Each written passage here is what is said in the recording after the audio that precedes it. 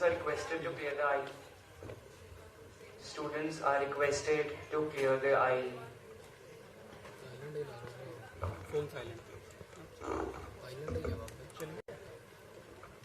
The students are requested to clear the aisle.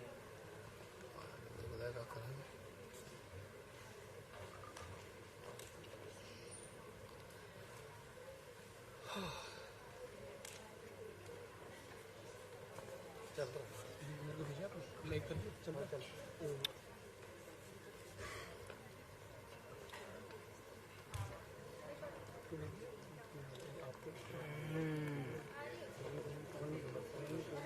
Okay यार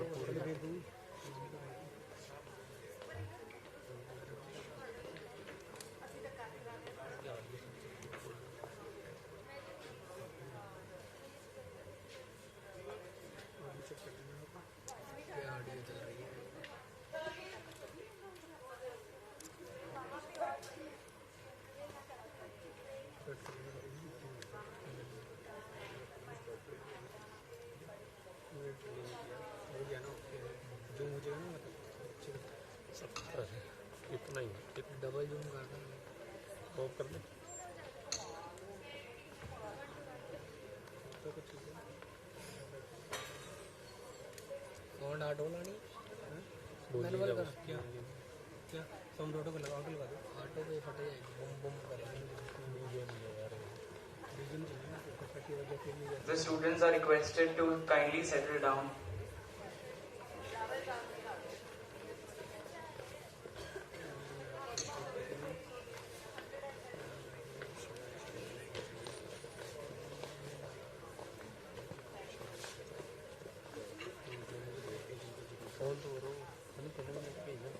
अपने को ऑन कर मेरा फोन बस ठीक है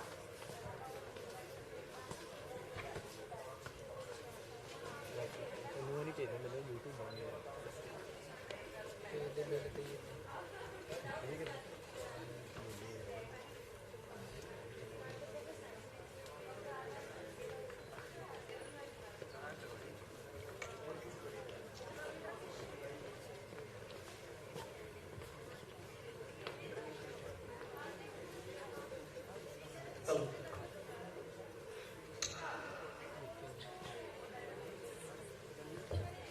चलो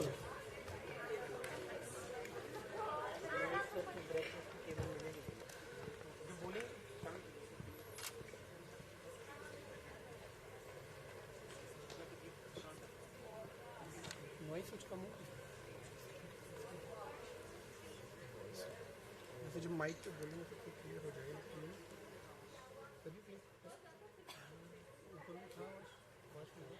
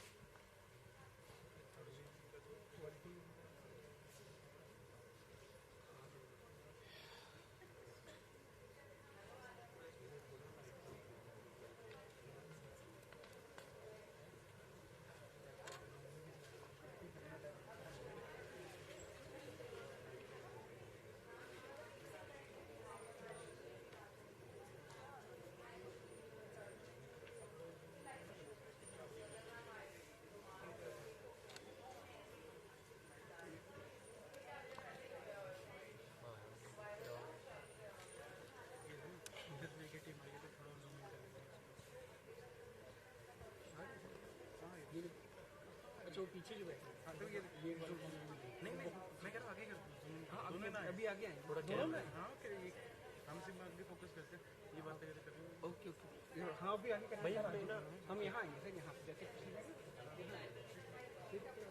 ये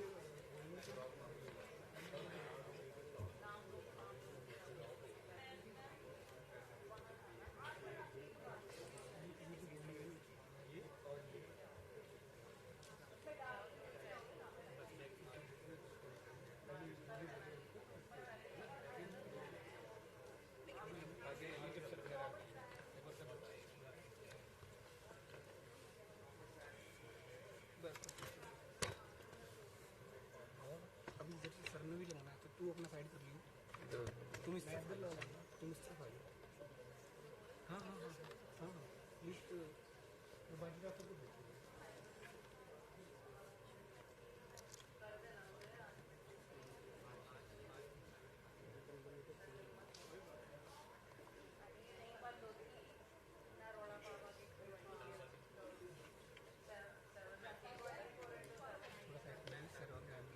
साइड पे कर लेना क्योंकि ये तो मिलेगा नहीं ज़्यादा है ऊपर में लगा दो जो पूरा फूल के ऊपर दिखाऊंगा क्या क्या रहेगा आपका सेटअप ये रहेगा आपका सेटअप भाई कितना टाइट रखते यार आपने उसको भी टाइट करके रखो ये रहेगा बस ये लड़का ये लड़का बोलेगा ये बोलेंगे ठीक है बस ऐसे लगा हाँ फिर उसके जब दोबारा बोलेंगे उधर वाला तो ये हो जाएगा ये बस इतना रखना और कुछ नहीं करना आपने ठीक है बाकी फ़िलहाल अभी आपको तो नीचे बैटरीज वगैरह ले आओ बिल्कुल ले आओ स्टार्ट करना हो तो बता देना कहाँ से स्टार्ट होगा ये वेट है यार इसका काफ़ी सब कुछ मिलेगा 2 मिनट होगा वो तो यार पानी मिलेगा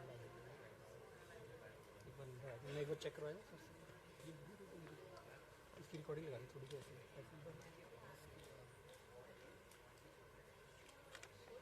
ऐसी सेटिंग ना ऐसे बंद कर देंगे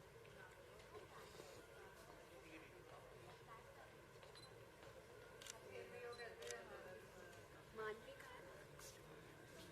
मानवी सर बैठ जाओ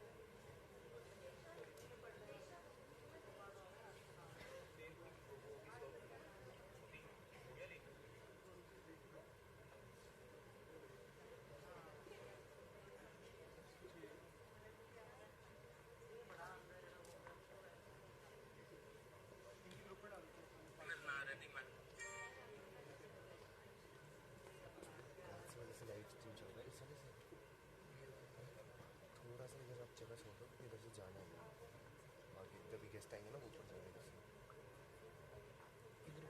बीच में कर दूँगी थोड़ी देर के लिए तो जब चले जाएंगे ना तब आप इधर लगा देना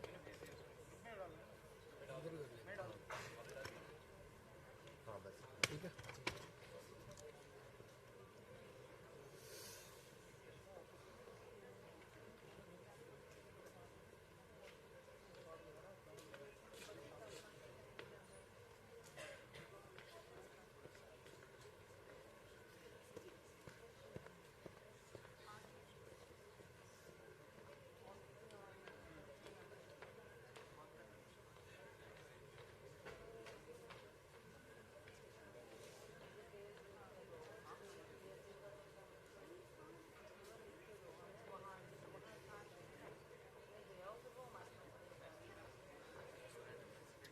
कितने मिनट का डिले होता है कितने मिनट का लाइव स्ट्रीमिंग शुरू की अब क्या करना है जो चल रहा है वो तो बिल्कुल लाइव नहीं कुछ तो लैप्स होता होगा कितने टाइम 10-15 मिनट लगता है जान यूट्यूब पे हिसाब किताब ला लो मतलब 10 मिनट का 10 मिनट का स्क्रीन होने में टाइम लगता है एडिटिंग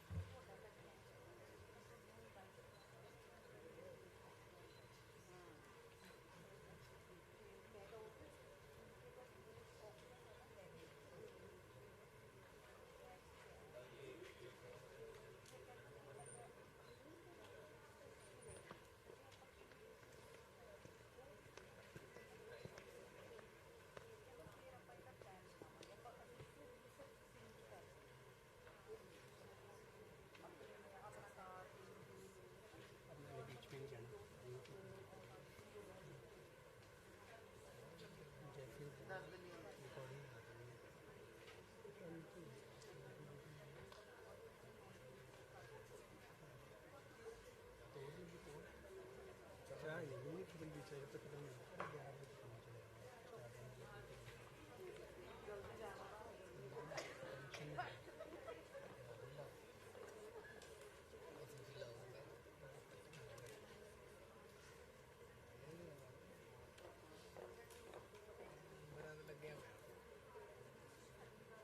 वो क्या रखा हुआ है अच्छा जो मैं चेक करूँगा वो भी दिखेगा ऐसे अपने मोबाइल पे वो नहीं दिखेगा ना कहाँ चला गया यार अच्छा ये तो वो है यार ये तो चले गए I request everyone to kindly rise and join me in extending a warm welcome to our esteemed guests for today's competition.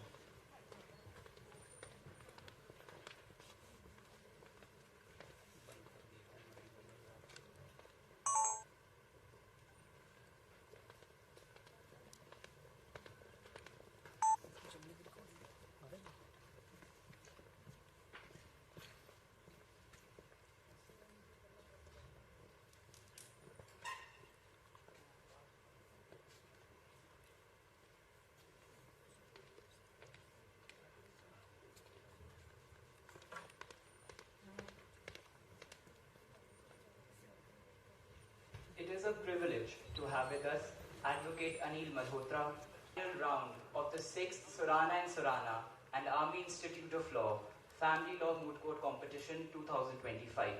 We are truly honored by your presence, sir. Before we proceed with the final round, it is my honor to introduce the judges for today's competition. We have amongst us Mr. Anil Malhotra, a distinguished advocate at the Punjab and Haryana High Court. Sir is a renowned legal expert with over 4 decades of experience in Indian family law, particularly in international jurisdictions. A distinguished graduate of the Punjab University and the University of London, Sir has authored several books on legal matters concerning NRIs, surrogacy, and inter-country child removal. Sir's expertise is globally recognized, and he has served as amicus curiae in landmark cases and has also distinguished himself as an erudite professor of law. Thank you for your presence, sir. We are equally delighted to welcome Dr. Sukant Gupta, a distinguished advocate at the Punjab and Haryana High Court. Sir hails from a family of prestigious judges and lawyers and as a legacy carries more than 30 years of legal expertise. Thank you, sir, for gracing us with your presence today. It is also a privilege to introduce Mr. Preetam Surana, Partner, Dispute Resolution and Head, Academic Initiatives, Surana and Surana International Attorneys, Chennai. Thank you, sir, for joining us.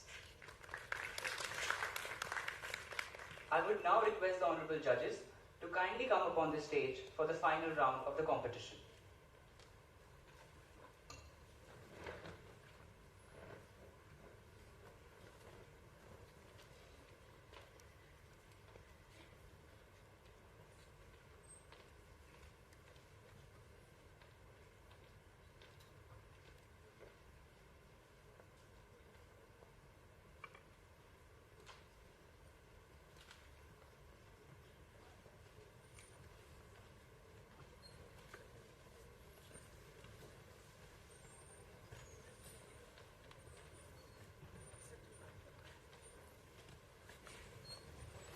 With the permission of this bench, the court is now in session.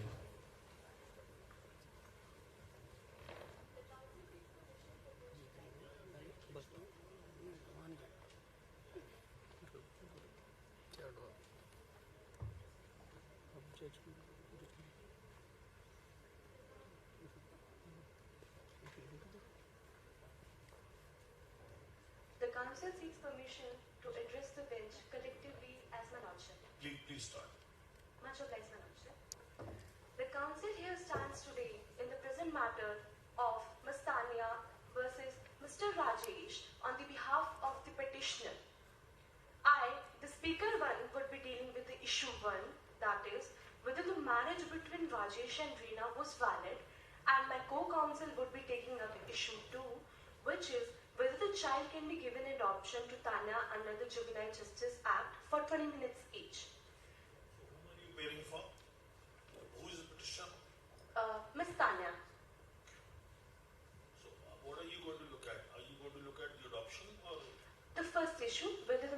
between Rajesh and Reena was valid. So what is your locus standi to challenge this marriage? You are neither the husband nor the wife. Certainly, my lordship. And what court are you in? Certainly, my lordship. The council here is approaching the district court of Maharashtra, and my client is approaching the court on the behalf of the next legal hire of the deceased, Miss Reena, and the primary caregiver of Ria, the child of the wedlock of... Council, you have to be specific. You can't say district court of Maharashtra. Maharashtra is a big state. You have to specify which particular district you are. Certainly, my lordship, apologies. Mumbai, Maharashtra. And you, as Rajesh, are challenging the validity of the marriage Miss Tanya is challenging... or validity of the marriage. Certainly, my lordship. The council seeks permission... Just a moment. Now, you say you are appearing on the behalf of Ria. Now, what is Ria's locus standi, or how is the petition by Ria for seeking the issue of settlement of the validity of the marriage maintainable? Whom are you appearing for? Tanya. But she said on behalf of Ria. Can you just please explain if we have got you wrongly? Certainly, my lordship. The council here is present today on the behalf of Miss Tanya, who is the sister of the deceased Miss Reena, who was in the wedlock with Mr. Rajesh, and Ria is the child of their wedlock. Being very fine and explicit, because your locus standi has to be first clarified as to who are you. Are you on behalf of their daughter, or are you independently appearing in your own right? Certainly, my lordship. My client is appearing on behalf of Ria as well as the deceased, Miss Reena, because she is the immediate legal hire of Miss Reena, the deceased, and the primary caregiver of Ria. Since the custody of Ria depends on the validity of the marriage, and the void marriage have legal consequences, which...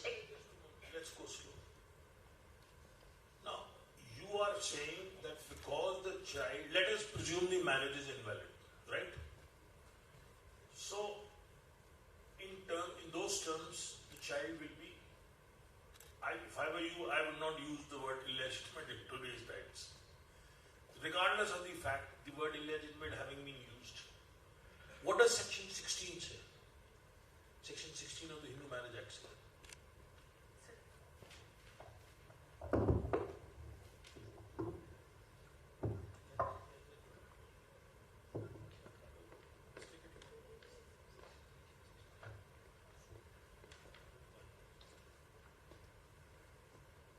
My lordship, if the bench is with me, section 16 of the Hindu Marriage Act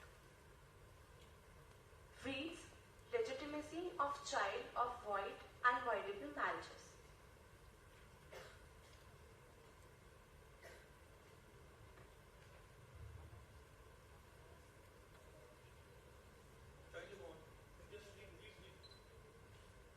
Certainly, my lordship. Notwithstanding that marriage is null and void under section 11, any child of such marriage who would have been legitimate if the marriage had been valid shall be legitimate whether such child is born before or after the commencement of the Marriage Laws Act 1976, and whether or not a decree of nullity is granted in respect of that marriage under this act, and whether or not the marriage is held to be void otherwise than on a petition under this act. Let us presume, hypothetically for argument's sake, that there is a void marriage and the child is illegitimate. But what does section 16 do? It presumes that the child is legitimate otherwise if the marriage is void or valid. So suppose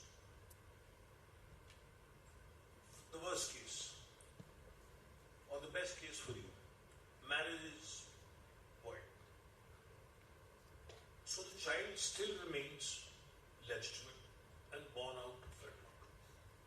So where do you go? What happens to your case? My So lordship. what do you gain by it effectively? Certainly, my lordship. The sister of my client. This argument will go in your favor. If the marriage is declared void, you being the aunt, you can claim custody. Certainly, my lordship. The mother of the child who is now deceased, in the fact sheet, she was going to file to the court for the custody of the child, but unfortunately she passed before that. Now, my client is standing on behalf of Reena to gain the custody of the child, as she is the primary caregiver of the child, and the marriage between the respondent and the petitioner Also, is can what? you seek annulment of a marriage on behalf of deceased spouse?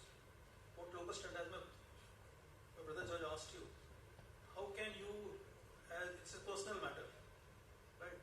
So if one of the spouse has deceased, how can you stand in her shoes and seek annulment of the marriage? My lordship, the locus standi is that since the birth of the Riya, the deceased Reena and the sister Tanya is the primary caregiver in the case. Just one moment. Have you ever perused what section 19 of the Guardian and Wards Act says? Just a moment, my lord.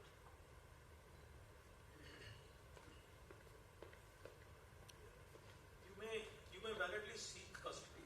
Nobody is stopping you from seeking custody. But whether as sister of a deceased spouse in a marriage, can you seek an standi? The first question which was asked of you was, what locus standi do you have to seek annulment of the marriage of your sister?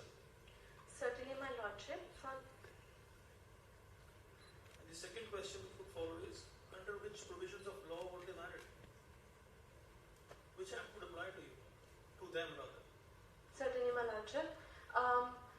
To seek the custody of the child, a void marriage has legal consequences beyond the petitioner's life.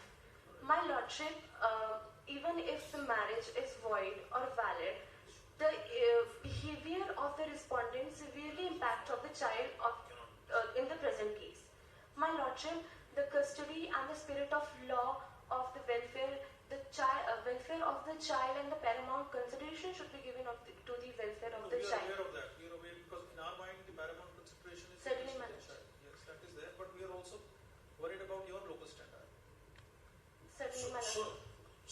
Supporting the argument of my brother judge, let us presume your best case.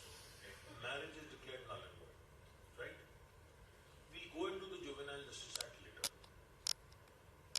But there is also another secular law, which is the Guardian and Wards Act. Now, please read section 19 of the Guardian and Wards Act. Apologies to the bench, we do not have the Guardians and Wards Act at the moment. Nobody may have raised this question.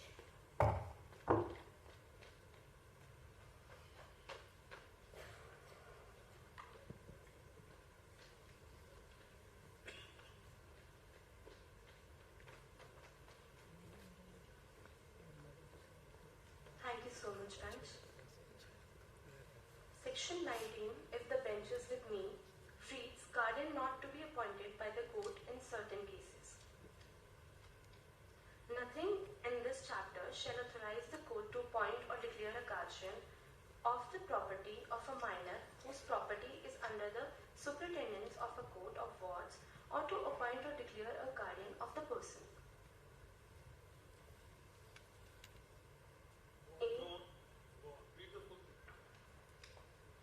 Clause A, of a minor who is a married female and whose husband is not, in the opinion of a court, unfit to be guardian of a person. Or of a minor other than a married female whose father or mother is living and is not, in the opinion of the court, unfit to be guardian of the person of the minor.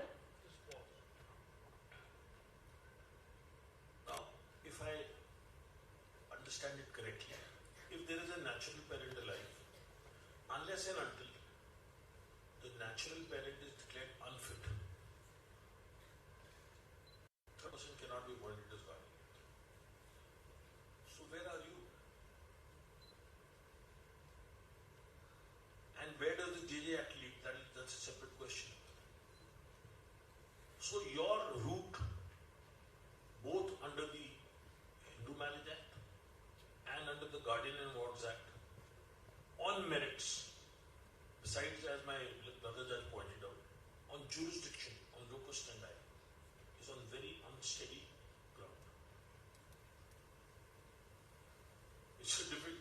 I have to provoke you to answer, because that is the way to judge you, and that is the way for you to learn. But you must introspect on this. Certainly, my lordship. But you first have to answer the hurdle of locus. The second question which would arise would be that would it not be better for you, instead of seeking annulment of the marriage, to prove that the father is unfit to be a guardian? Certainly, my lordship. Answering the question that was first put forward, the locus standi. My lordship, the validity of the marriage is to prove the character and the unfitness of her biological father, Rajesh, who has apparently performed bigamy on my client, Reena, and Tanya, being empowered by the provisions of the civil code, is allowed to present a petition being the legal representative of the deceased, Reena. Which civil code are you talking about? Yes, mentioned the civil code. Are you referring to some particular civil code? My lordship, the district code. If the bench is convinced, the second point here would be that for the annulity of marriage proves the basis, the very foundation that why as to custody should be given to my client Tanya, how she have nurtured her all these years, and how the respondent Rajesh has neglected and abandoned Riya since her very birth. See, let us presume the marriage is null and void because there was a pre-existing. Now that's another issue. Whether the pre-existing marriage is dissolved, was performed, still great. Best case, nullity is proved. Can you non-suit the biological father just by saying I looked after the child? Certainly not, my lordship. The facts of the case leads to that the Rajesh respondent was previously married to an American citizen, Alice. The word marriage is not used for the first US relationship. The word used is contract. Certainly, my lordship. So if it was an unmarried cohabitation and a child came into being, it's all in the US. My So lordship. for you to call it bigamy, to call it a marriage in the first marriage, see, you are using phrases which are very strong and they have to rest on a legal analysis and a decision of a court. Do you have a decision in your favor? Do you have a marriage certificate of the first marriage? Do you have a dissolution? They claim they have dissolved the marriage, terminate the contract. Certainly, my lordship. And if it is a marriage solemnized according to US laws, you have to first prove it before you jump to words like bigamy. So what is the relief that you are seeking? What is your ultimate prayer? The ultimate prayer by the counsel of the applicant is that the marriage should be annulled on the basis of void of initio under Section 24 of the Special Marriage Act, and the custody of Riya should be given to Tanya, because that considers the paramount consideration of the well-being of the child. Because Rajesh, the respondent, has a first child. He contracted a marriage just to get a permanent residence in America, which puts a serious question on his honesty and the behavior in which Riya would grow up. And secondly, my lordship, the facts reveal that Rajesh was never bothered to even disclose the fact that he was previously married to Reena and indulged her to get into the marriage. And lordship, it was Reena herself that discovered the fact that he was previously married in 2023 when she bumped into Alice and Brian and the child hugged the Rajesh. My Lordship, in the second instance, in para number 13 of the proposition, if the bench is with me,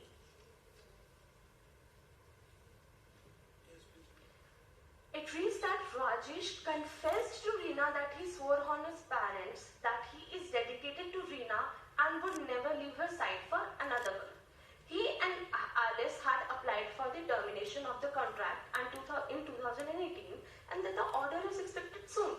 My Lordship, first point to be noted here is that this is the confession of Rajesh.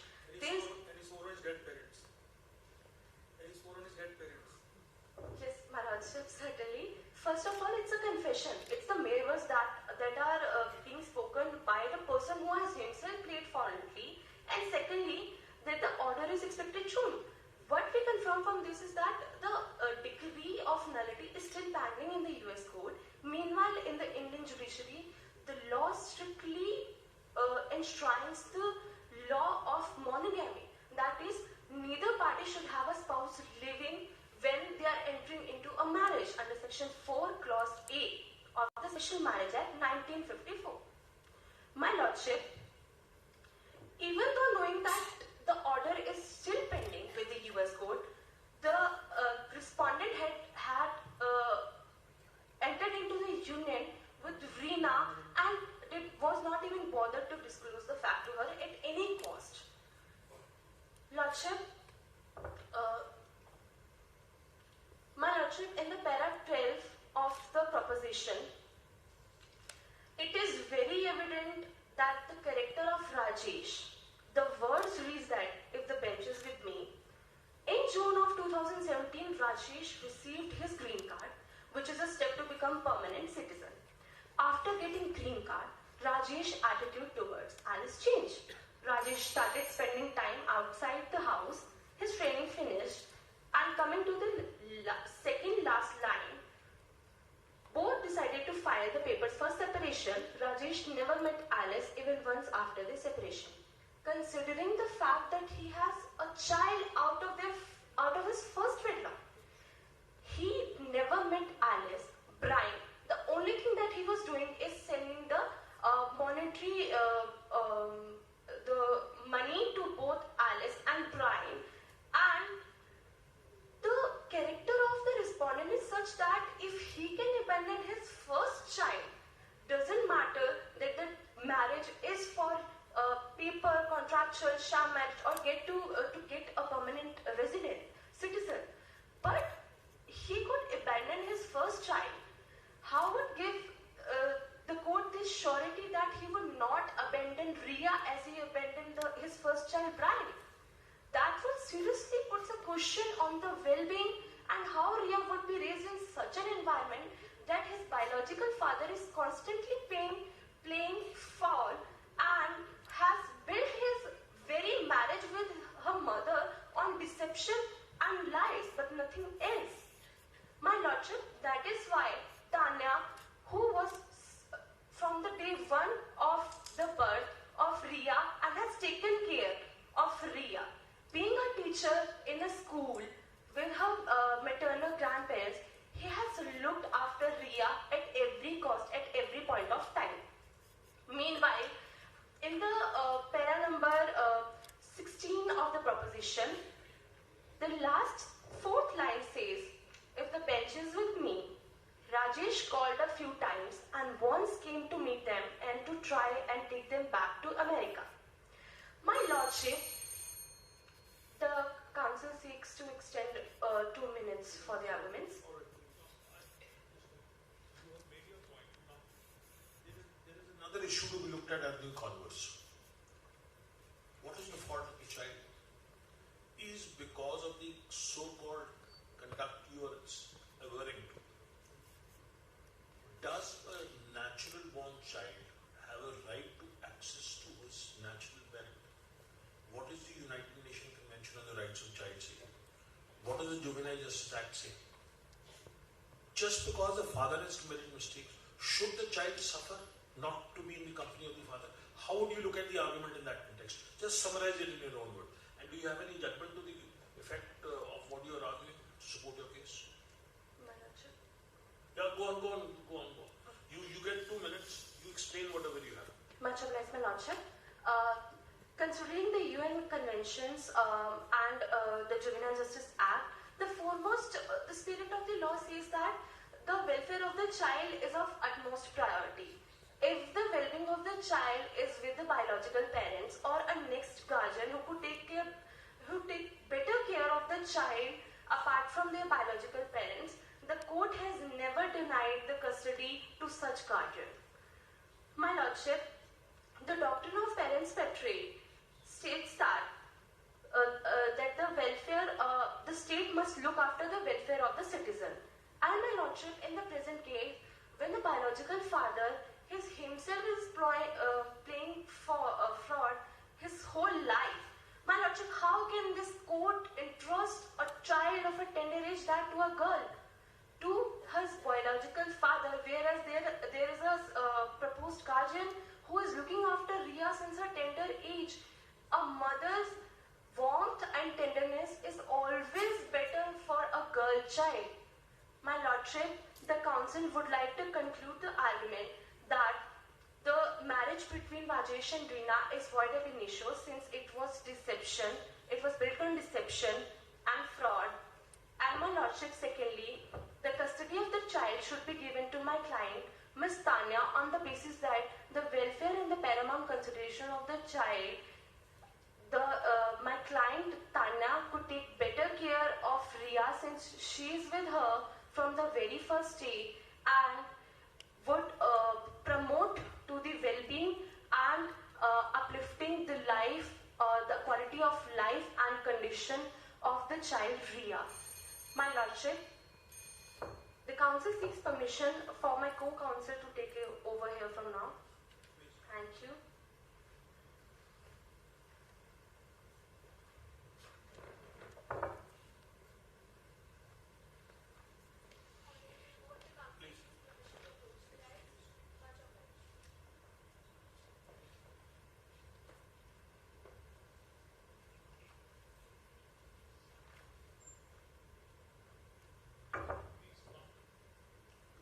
Please come to the issue you are addressing and the relief you are seeking before you open.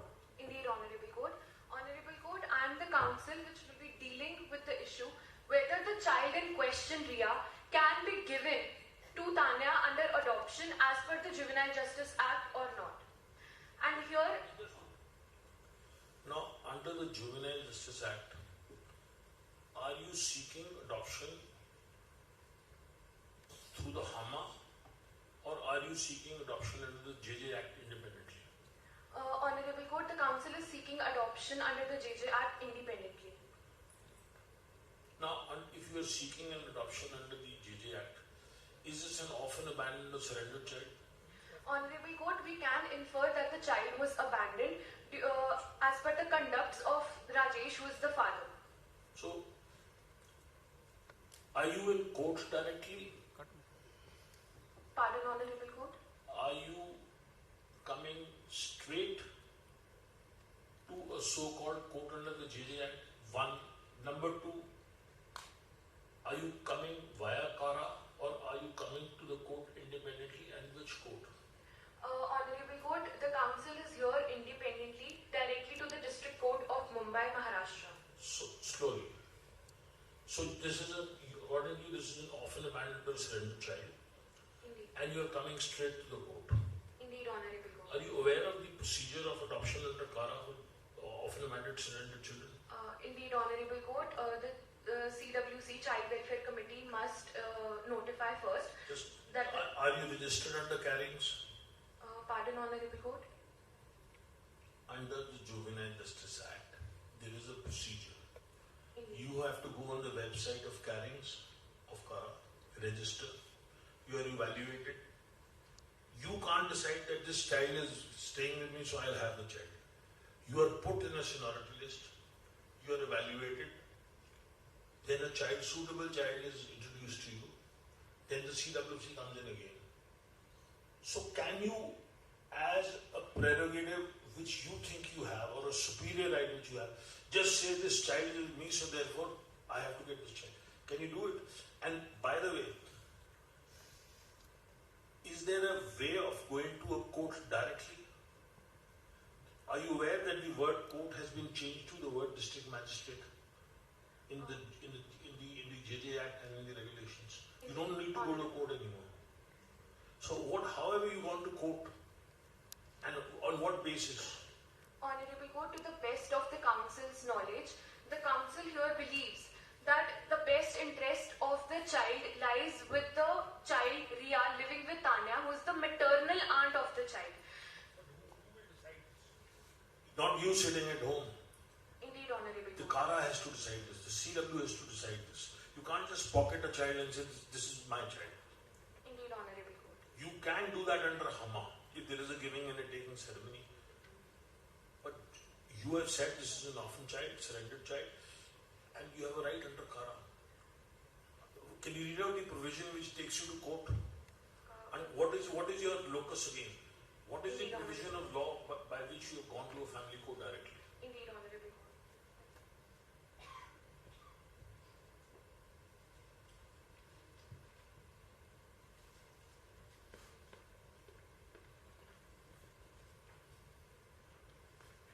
Just a moment of indulgence, Honorable Court. Honorable Court, the locus standi that the Council is here for is as per the fact that my client is the maternal aunt of the child in question, Ria, and it is in the best interest of the child to stay with her maternal aunt. Her maternal aunt, Honorable Court, has been the... One moment. What section, what rule of the JJ Act gives you a locus or a right? And to file a petition, what provision have you invoked? Honorable Court, Section 60 of the Juvenile Justice Act lays out the procedure for inter-country relative adoption. But you have come under the JJ Act. Can you come to court straight away?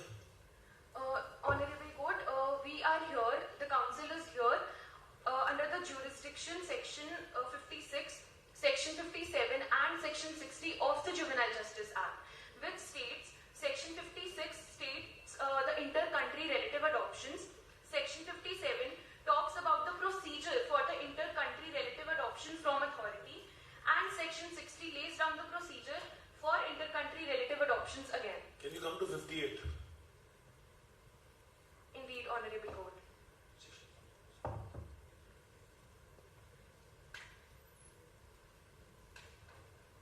Can you please read out 58? In case of all the inter-country adoptions, the authority shall issue no objection certificate. Section 58, please, JJ Act. 58. You don't have the Bare Act. So we have the citations written in the memo. Wonderful. This is called a Bare Act. Have you got the Bare Act? Indeed, Honorable Court.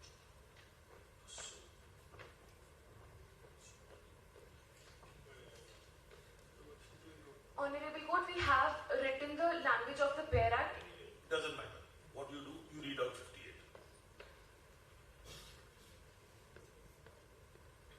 Honorable Court, it lays down the procedure for adoption by Indian prospective adoptive parents living in India.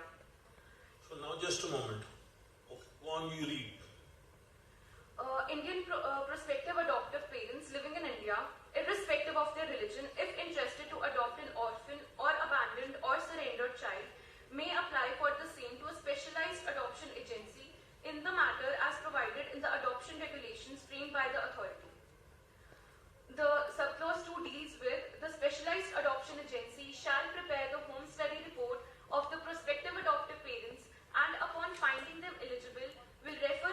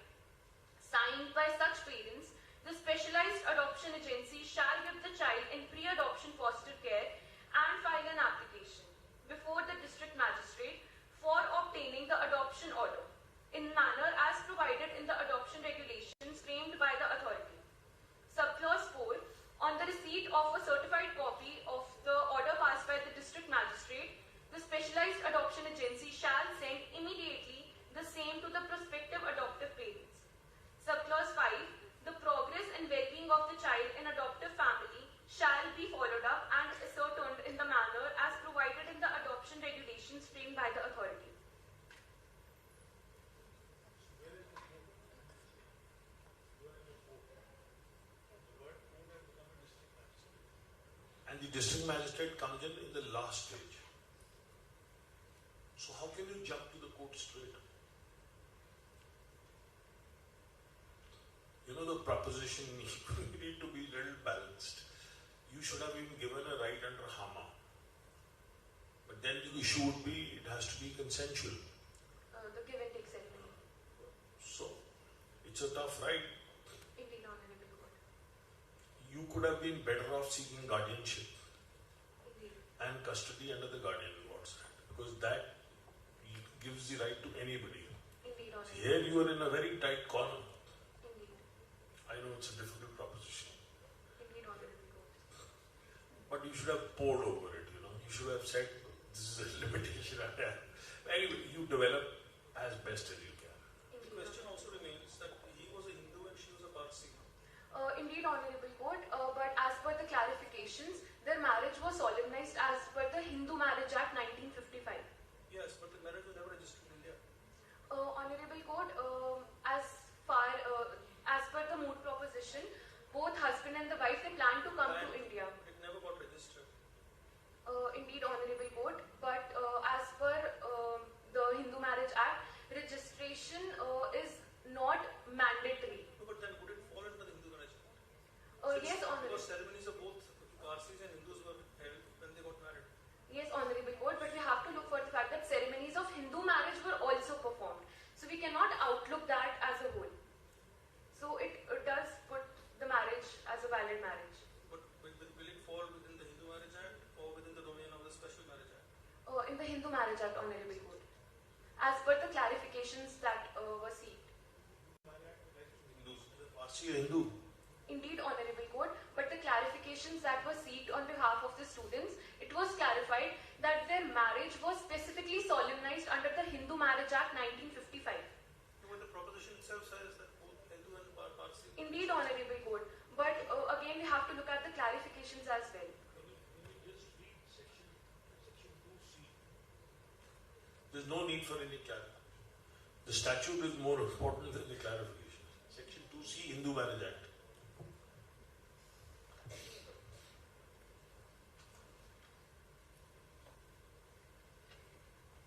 Honorable Court, if I may Please. proceed. Section 2. 2C. Indeed, Honorable Court. This act applies. The applicability of the Act to any other person domiciled in the territories to which this Act extends who is not a Muslim, Christian, Parsi or Jew by religion. That's it. Point is that. Indeed, Honorable Court. And to put it very bluntly, what is your status in seeking adoption, so-called adoption? By claiming that the child is an orphan, abandoned or surrendered child, when the biological father is alive? Indeed, Honorable Court. The So are you not even going into the wrong track in the JJ Act? Honorable Court, the Council agrees that the biological father is living and alive. Is the child an orphan? Honorable Court, no, the child is not an orphan. So But how do you claim a right of adoption under the JJ Act? the child has been living with the maternal aunt for a period of more than 7 months. The maternal aunt has been the primary caregiver of the child in question. The father, on the other hand, as per the factual matrix, never put in much efforts or the required efforts to be a part or to remain being a part of the Ria's life, who is his own child. As per the factual matrix, he called a few times as per para 16 of the moot proposition, if the court is with me.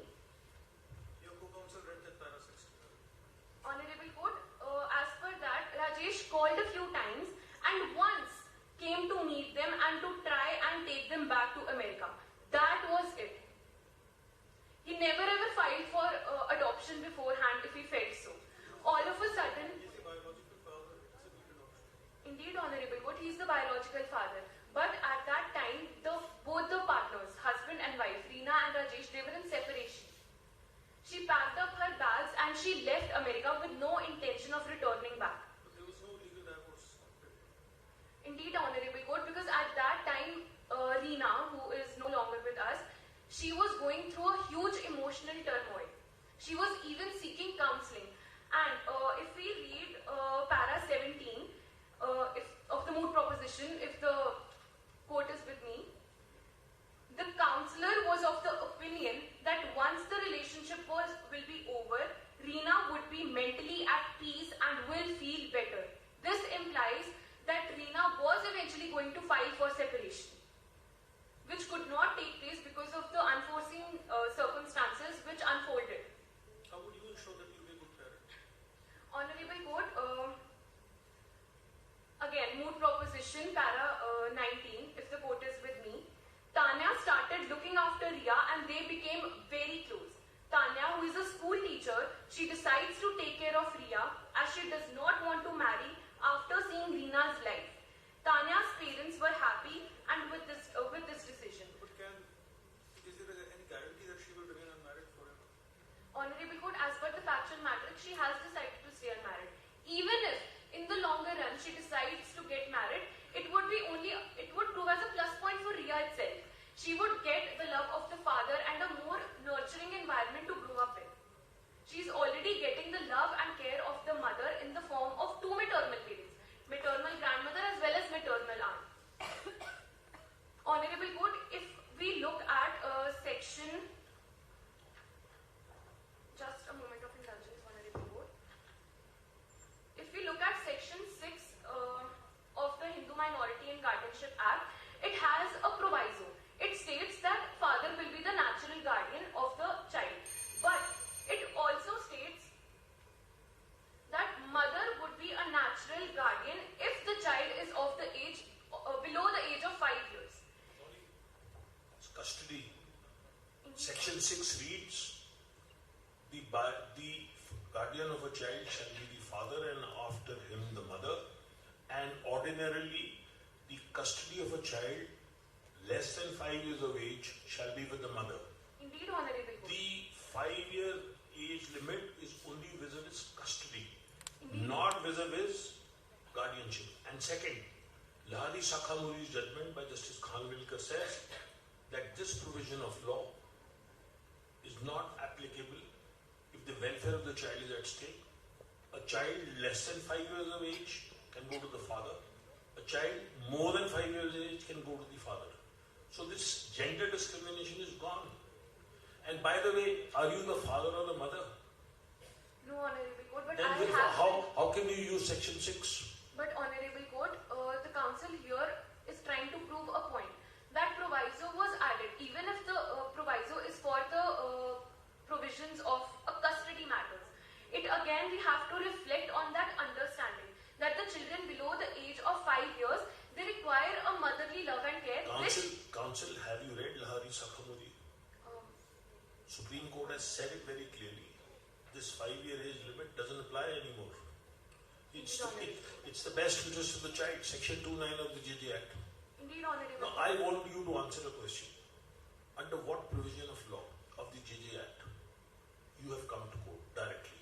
You wanted to read, you said 60. Just read 60. 60 of the JJ Act. You mentioned 60. Is that so?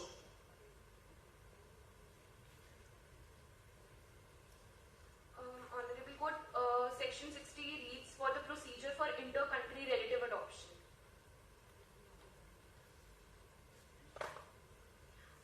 Subclause 1 reads, a relative living abroad who intends to adopt a child from his relative in India shall obtain an order from the district magistrate and apply for no objection certificate from the authority in the manner as provided in the adoption regulations framed by the authority. So, are you living abroad? Just a moment of indulgence, Honorable Court. Is the child you are adopting a child of your relative? If section 60 is not what you are relying on, then which section? To which section have you come to court? Honorable Court, section 58 and 59, but they do provide for a procedure that must be followed for coming to the district magistrate directly. Are you taking the child abroad? It's No, the reverse Honorable case. But Honorable Court, if we confer on the fact that Ria is an American citizen, then India is abroad for her. Oh, wonderful. Has has citizenship got anything to do with adoption? Is it the welfare of the child which decides adoption, or is it citizenship? Is there a law that all American children or all children of foreign of Indian origin should live abroad? And which law says this? Honorable Court, again, welfare of the child is the paramount consideration in all cases. But fine. But who will determine welfare? CWC, Kara, district magistrate. You have gone to the court. Indeed, Honorable. I think you needed to work a little harder on the proposition. Indeed, Honorable Court. I do this daily, so I know it backwards, forwards. I can understand your difficulty. But try and see where you can stand. Honorable Court, the Council here best thinks that the best interest, which is the paramount consideration in all the... Just a moment. Where is best interest of the child defined? Just a second, Honorable Court.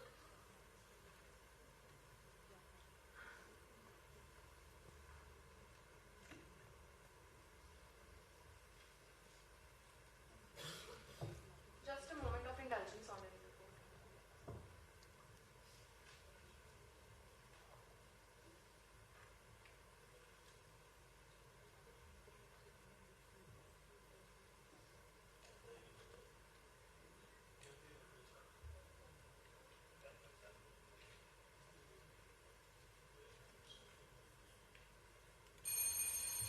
Honorable Court, there have been numerous cases which have...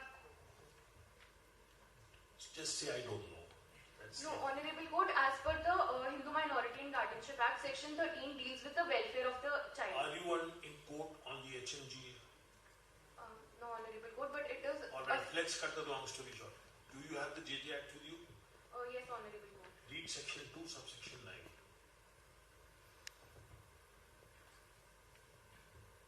Best interest of child means the basis for any decision taken regarding the child to ensure fulfillment of his basic rights and needs, identity, social well-being and physical, emotional and intellectual development. This definition came after India signed the United Nations Convention on the Rights of the Child. Bottom line, is it in the best interest of the child? If you see other provision in Section 3 of this very Act, general principles of care and protection of children, principle of best interest, principle of family responsibility, and the larger picture is right to nationality, right to live with the family, right to be with the custody of the parent, right of an identity. So, you are as a person having custody of the child, claiming guardianship, contrary to the best interest of the child. Do you not think the child has a right to grow up with a father? Honorable Court, but if we have to look at the behavior, Honorable Court, the Council seeks extension. My brother judge is saying you can take up to 5 minutes to explain. Go on, just go on, freebasing. This is what it is all about, provoking you to think. Think, you are stable. So go on. Indeed, Honorable Court. Honorable Court, the best interest, again, the Council would like to stay on the fact that the best interest lies with the child staying with the maternal aunt. We have to look at the past behavior of his father, who has been A-class deceiver, and he disclosed very important facts from his wife that he was entering into a marital obligation with a person. Yet he failed to disclose the fact that he was already into a marital obligation with another person. He has a child, existing child. I'll cut you short. Develop your argument in a way by saying, if the child lives in India, she will live with her aunt, she will be close to her grandparents, Indeed. she will have a family support, Indeed. she will grow up in an Indian culture which is her mother's culture, Indeed. she will have a secure life, father lives alone. So switch gears Indeed. and start focusing on India and the best interests around the child. Indeed. And let's see how you come out with it. Indeed, Honorable Court, much obliged. Honorable Court, again, welfare lies with the maternal aunt. The child would be getting the love of a mother that the child deserves. She will be growing up in a very loving, caring and nurturing environment. The child has already been staying there in India with her maternal aunt and with her maternal grandparents. She is habitual to those spaces, to the love and care that she has been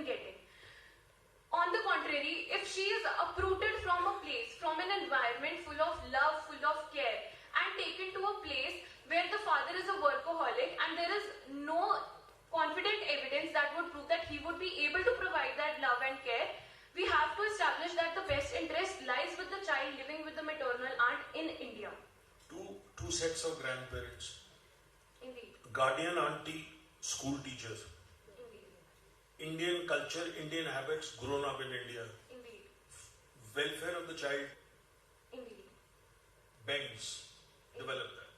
Moreover, extending that point, Honorable Court, in the moot proposition it is stated that Tanya is a school teacher. The usual time of the school is till 2 p.m. When Tanya goes to school, there would be the maternal grandparents who would be looking after Riya, which would not be the case if the custody or the adoption of the child is given to Rajesh, who is the father. He has no living parents, no close relatives who would be looking after Riya. Who is to ensure that Riya would be growing up in a nurturing and loving environment, because the actions of Rajesh clearly show that he has devoted all his time into building an IT company, which he took financial help from his uncle. We have to look at that fact as well. We cannot ignore the factual matrix in front of us. Here on the contrary, if Riya continues to stay in India with her maternal aunt, with her maternal grandparents, she will be living close to the essence of her mother, who she so tragically lost. Honorable Court, the council seeks extension of time if the court permits. The fact of the matter is, you took the point and you developed it. You didn't crumble. So that's good advocacy. Keep going on this track. Keep getting provoked to think. Act on it. Good. Thank you, Honorable. You are being tested. We can move on to the next thing. If the council, Good. So good. if the council permits if the Honorable Court permits, the council would like to proceed with the prayer. Yeah. Please. As quickly as possible. Indeed, Honorable Court. The proof of the pudding is in the eating. We have already had the pudding. Honorable Court. Wherefore, may it please the Honorable District Court of Maharashtra, facts stated, issues raised, arguments advanced, and authorities cited, it is humbly requested that the Honorable Court may be pleased, hold, adjudge, and declare that the marriage between Respondent and Reena is void ab initio, that the custody of their child Riya should be given to Tanya on the basis of the merit of the case, or also pass any other relief that the Honorable Court may be pleased to grant in favor of the defense, in the interest of justice, equity, and good conscience, all of which is respectfully submitted. And for this act of the kindness, the applicants shall be duty-bound forever free. It was an honor arguing before this court. The counsel for the respondent seeks permission to approach the dais.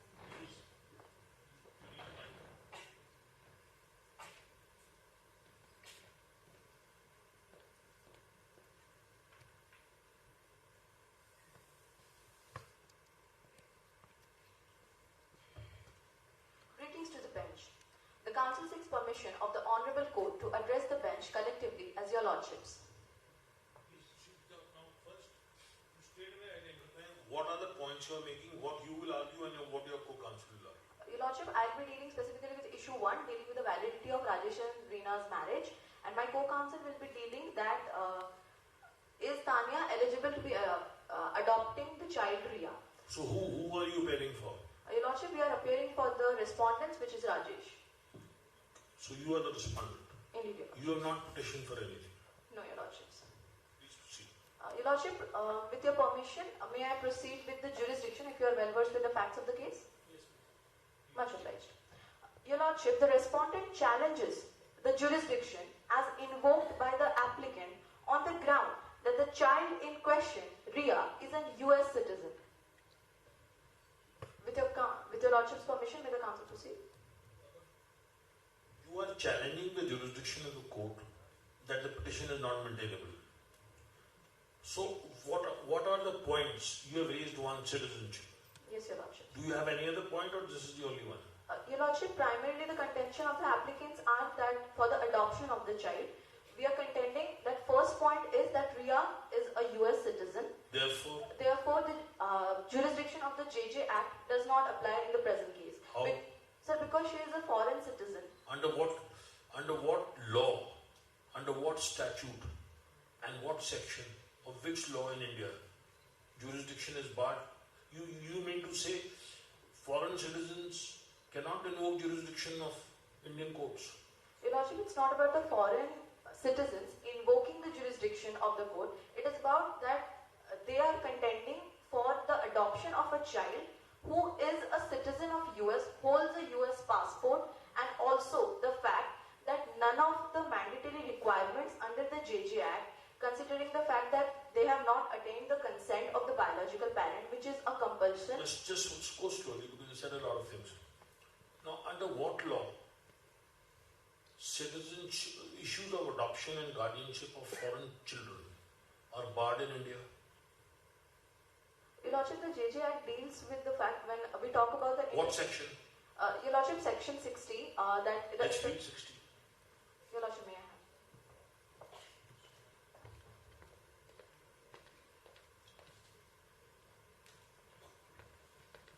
Your Lordship, reading into section 60, that the procedure for inter-country relative adoption, it is that a relative living abroad who intends to adopt a child from his relative in India shall obtain an order from the district magistrate and apply for a no objection certificate from the authority in the manner as provided in the adoption regulations framed by the authority. Where is this written that if the child living in India is a foreign citizen, the child can't be adopted through JJ Act? Your Lordship, the provision itself says that the relative should be living abroad, and secondly, that the child should be living in India.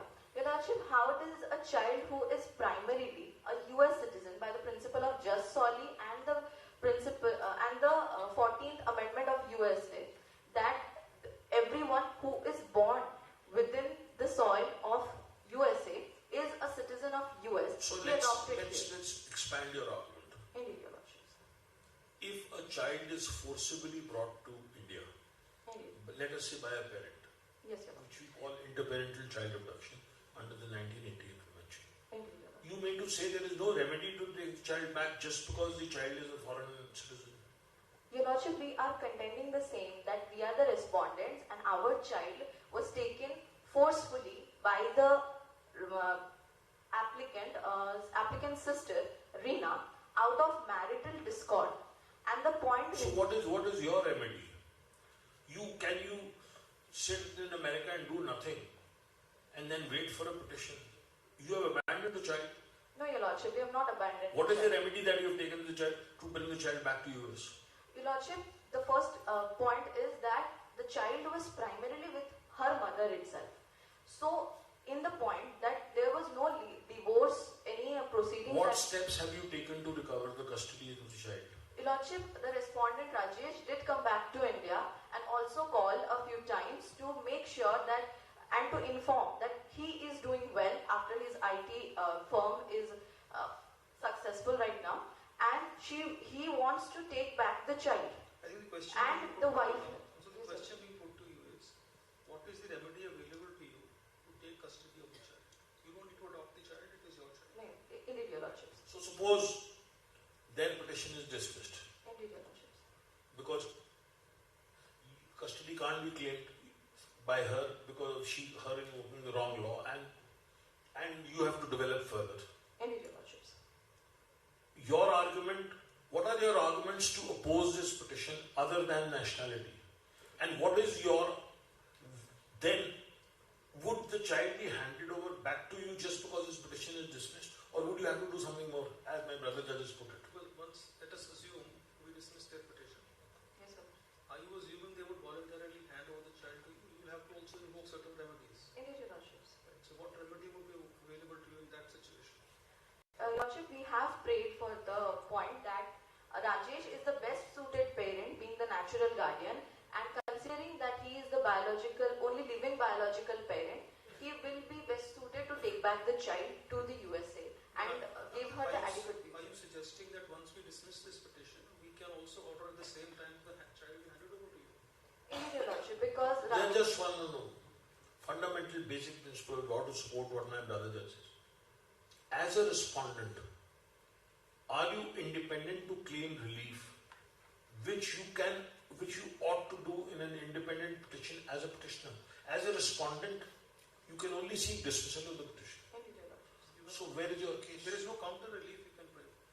Your Lordship, considering that this is a moot proposition and we have limited access on the point. Develop it. But you may have answers to the questions being posed. Develop it. Any No, I give you a cue.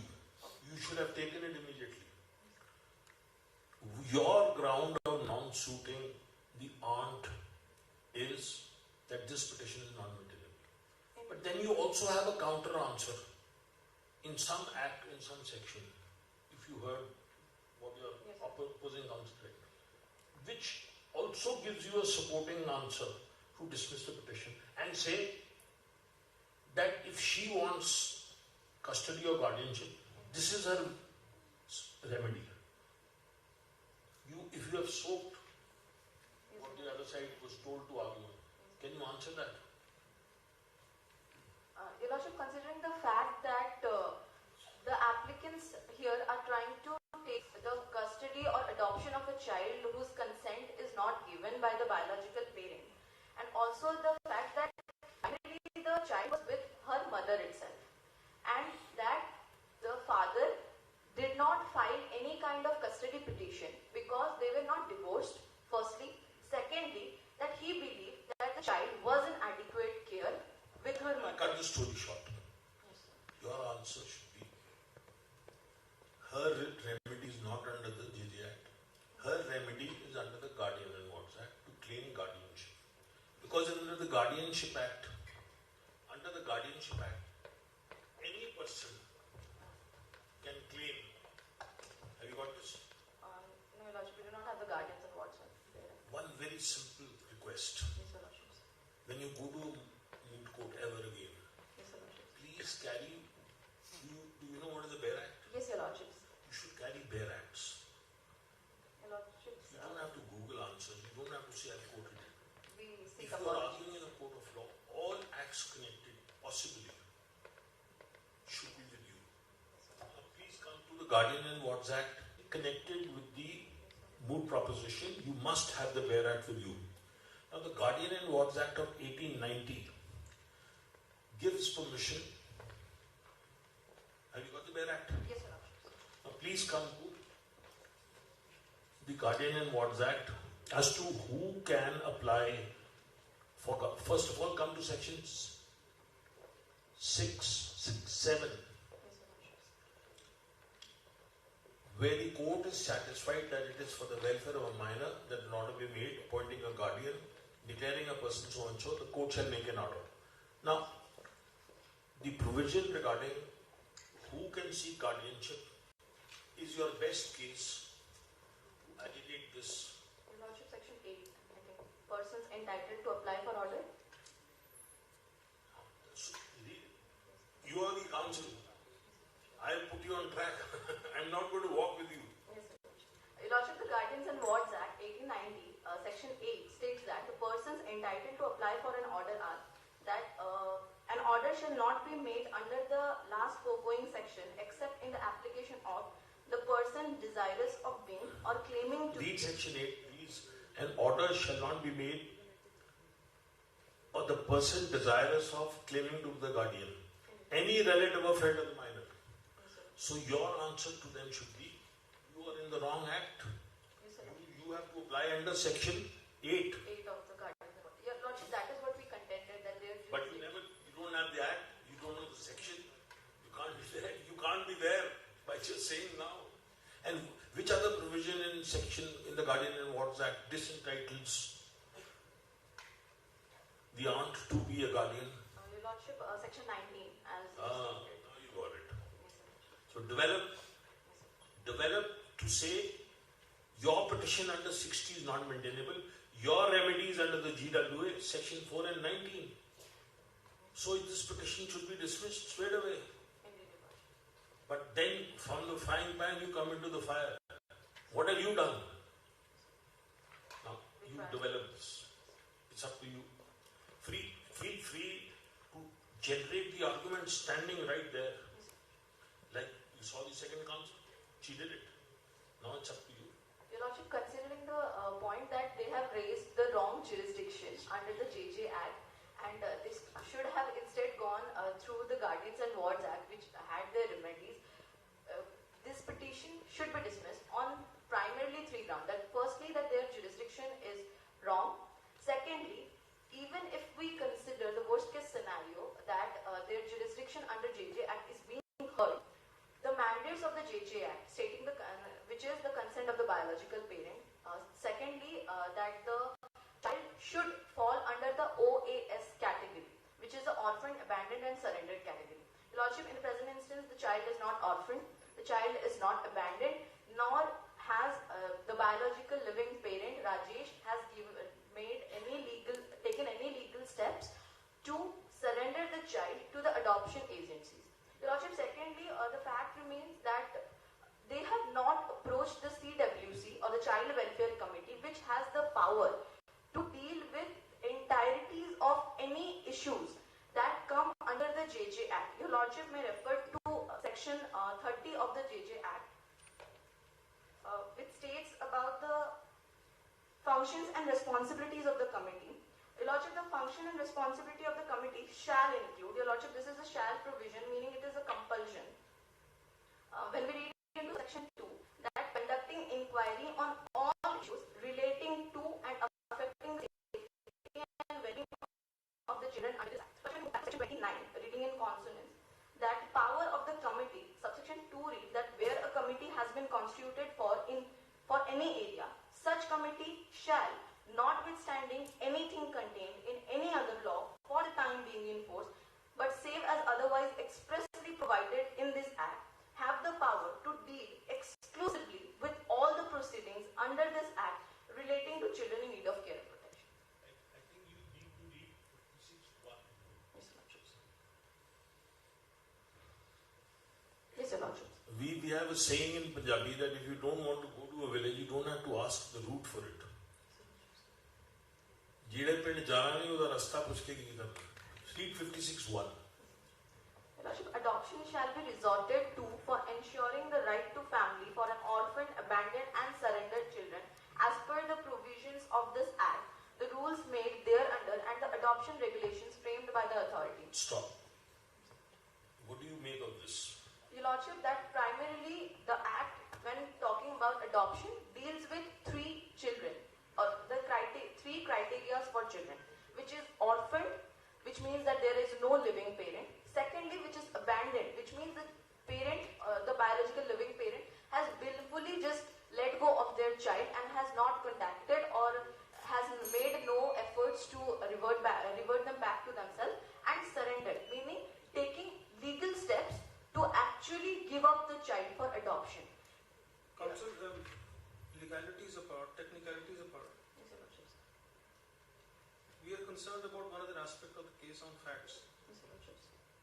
You contracted a paper marriage. Indeed, Your Lordship. There was a child from that marriage. Indeed, Your Lordship. You abandoned that paper marriage wife and the child. No, Your Lordship. We didn't abandon the child, Your You Lordship. were only interested in a green card. Your Once you Lordship. got the green card, you abandoned them, filed for separation. Your Lordship, the marriage was primarily entered into for the similar purpose. Right. So And- there was a motive behind that marriage. Yes, Your Lordship. And the second party to the marriage, namely Alice, was aware of the intention from the very And beginning. you almost did the same thing with the second marriage. No, Your You got Lordship. so involved with your career. You literally abandoned your wife and child, and they were forced to come to India. No, Your Lordship. You So never remember. how can you convince us that in case you take custody of the child, you are in a position to look after the child? Thank you for asking such a pertinent question, Your Lordship. I'd like to put into the code that, considering the fact which you mentioned about the previous marriage, Your Lordship, Alice, the second party to the paper marriage, was totally aware of the intention of Rajesh, and she knew that this marriage will be dissolved afterwards. And even after they had the child, Rajesh had not abandoned the child in that case. Right. And during the subsistence of that marriage, you contracted the second marriage. Your Lordship, when we look into the fact that the Georgian code, which deals with the marriage that Atlanta between Rajesh and Alice deals with. Your Lordship, may I have an. Yes, Your Lordship. Lordship, considering the fact that. We are a bit concerned about your honesty and probity in the entire situation. Your Lordship, nowhere have we been showing dishonest intention, Your Lordship. Because, firstly, even. You've heard of the Latin phrase, res ipsa loquitur. Sometimes the facts speak for themselves. Yes, Your Lordship, but according to section 46 of the Bharatiya Sakshi Adhiniyam, in a civil matter, the character of the person in question is irrelevant, Your Lordship. Much obliged, Your Lordship. Your Lordship, proceeding with the contention I was presenting, that, Your Lordship, the Georgian Code deals with a provision, has a provision that Title 19, Chapter 5, Section 3, which deals with the ground for total divorce. Your Lordships may refer to flag 12 of the given compendium for your convenience. The relevant part has been highlighted, Your Lordships. We have submitted the compendiums for your convenience, Your Lordships.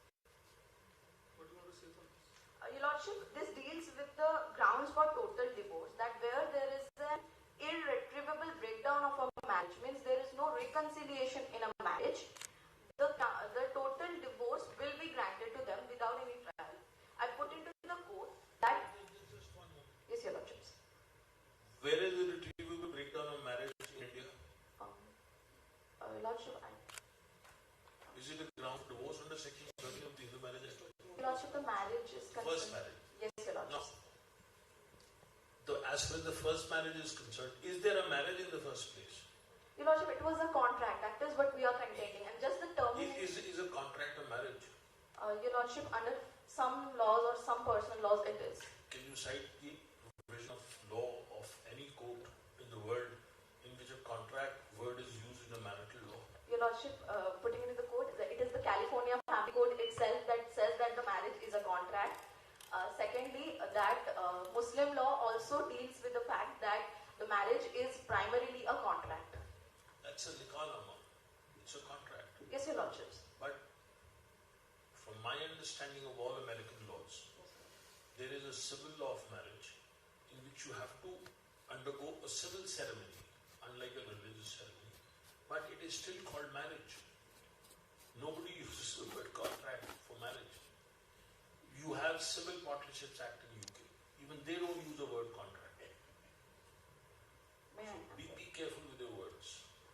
Your Lordship, You see, you can enter into unmarried cohabitation. Relationships akin to the institution of marriage as the Domestic Violence Act says. But nobody uses the word contract. with Your Lordship's permission, may I have an extension of 3 minutes? For the other side, we'll give you 2 minutes extra. Can you wind up your arguments in 2 minutes? Your Lordship, Put your best, as my brother said, put your best to indeed, it. Your Lordship. Your Lordship, you mentioned about the laws in UK, but when we talk about the laws in the USA, all the states of USA, as USA is a federation, have different laws. Like the first marriage between Rajesh and Alice was contracted in the Atlanta, which comes under the jurisdiction of Georgia. Second marriage was in California. And Your Lordship, when we look into the facts, California laws are different and Georgian laws are different. So when we look at the first marriage, it is governed by the Georgian law, and the ground for total divorce, which is when the marriage is irretrievably broken, the divorce decree is a natural consequence. And Your Lordship also presenting to the court that section 119 of the BSA gives the power to the court to presume certain facts when derived from the fact sheets. Your Lordship, may I proceed to my final contentions? Your Lordship, it is therefore contended in the Honorable Court that the marriage between Rajesh and Veena, which should have been governed by the Foreign Marriage Act solely, which deals with a marriage when one person is an Indian citizen and one is of a different country. Under that act, all the conditions are fulfilled, and thereby validating the marriage between Rajesh and Veena. On this note, I'd like to call upon my co-counsel if Your Lordships have no further question for me. Yes, please get your learned. Much obliged, Your Lordships.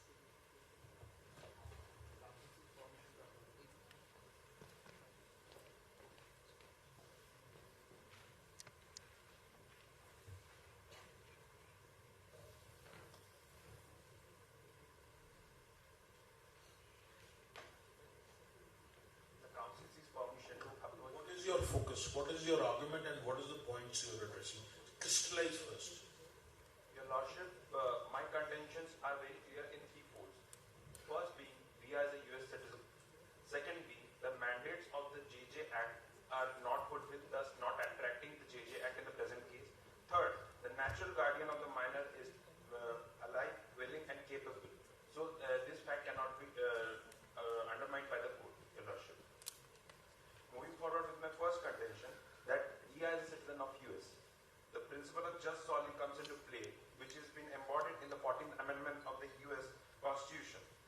In the landmark case of US versus Wong Kim R, the US Supreme Court stated that the amendment in clear words and in manifest intents include the children born within the territory of United States of all other persons of whatever race or color domicile within the Are we supposed to look at US law or Indian law? Why don't you cite some judgments on India on a point which you should know better than me, instead of going to America? Your Lordship, I'm stating the US laws. Listen, friend, there is ample law in India which says that the jurisdiction of closest contact is the best person to determine the best interest and welfare of the child. When we have Indian law interpreting what should be done in jurisdictional issues, why should we go to America? You know, be bound by the American law. Exactly. So, change gears now. Your Lordship, Now leave America to Trump, come back to India to Modi. indeed, Your Lordship, just by citing a landmark case of Lahari Sakamuri versus Sopan Kodali. That's, you got India, man. Why you go to US? Your And Lordship. as my brother Judge said, if you're in a court and you start American law, the judges think that we are subordinates. No, So you should always focus on what is you have the Hari Sakamuri, what else do you need? indeed, Your Lordship. Simple.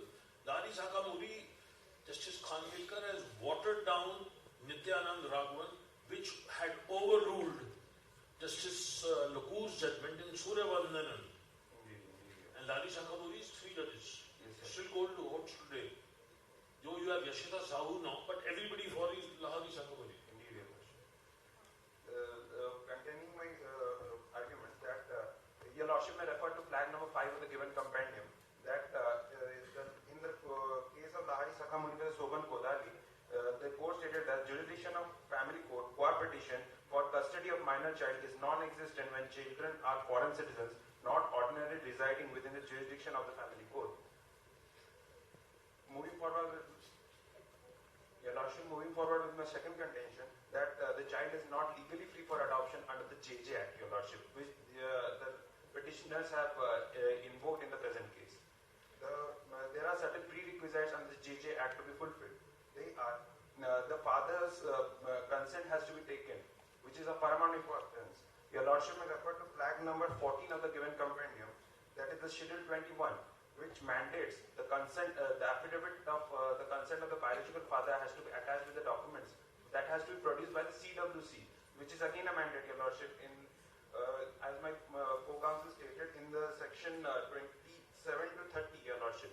The CWC has to take care of all the requirements, and in Sabnam Jahan versus State of Maharashtra, the Bombay High Court ruled that the competent court was required to verify whether the statutory requirements were compiled, and after scrutinizing the record of the proceedings, from an opinion as to whether the application for adoption was in interest of the child.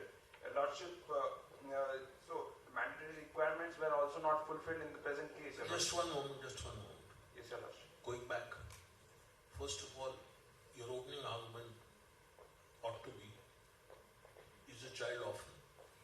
No, Your Lordship. So where does the JJ Act come in? Your Lordship, I am content. Why go into the JJ Act when the JJ Act doesn't apply? Indeed, Your Lordship, I align my arguments with your view that... 56(1). Indeed, Your Lordship. But then you should develop further as to what is the alternative remedy. What ought to have been the remedy for them? Your Lordship, the final contention being the natural guardian right is absolute, Your Lordship. In the case of Rosie Jacob versus Jacob A. Chakramakal, the Honorable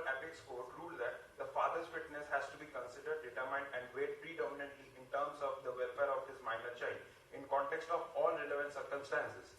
Your Lordship may refer to flag number 9 of the given compendium. Losing thing is 1973 also. Lot of water has flown under the bridge. Your Lordship, in the present case of 2024, in Gautam Kumar Das versus NCT Delhi and others, the Supreme Court has also ruled that it is to be noted that a common thread in all judgments concerning custody of minor children is the paramount of welfare of the child. As discussed here in above, we find that apart from the appellant being the natural guardian, even in order to ensure the welfare of the minor child, should live with the natural family. Yet the natural Who will determine and which court will the petition lie to do this? See, Your Lordship. Contradictory things. On one hand, you're saying paramount interest of the child, welfare of the child. Second is absolute right. You said absolute right of the natural guardian. There is no absolute right. Your Lordship, in this case, conflicts with the welfare of the minor. Your Lordship, in this case, the paramount welfare of the child lies with the natural guardian, making the right of the natural guardian absolute, Your Lordship, because all the requirements by the natural guardian are fulfilled, Your Lordship. Please do your homework.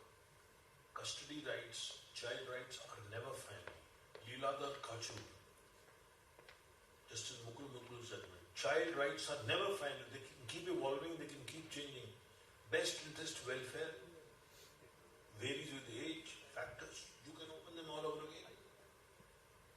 Your Lordship, we align with the Supreme Your argument should be, I am a natural guardian, I am a natural parent, I have to be declared unfit before a person other than the natural guardian claims custody, and in an appropriate forum in accordance with the appropriate law. Indeed, Your Lordship. You need to be on course. You don't have to go this way, that way, and then come back to course. Man, you got a very good case. Develop it on the line which you ought to, instead of going left and right. Indeed, Your Lordship. Here the natural guardian is fully fit, capable, and is willing to take the minor child into her custody and cater to all her needs. Firstly, Rajesh has... What should you do for this? Your Lordship.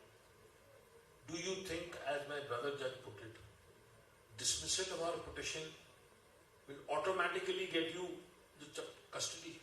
No, Your Lordship. What do you have to do?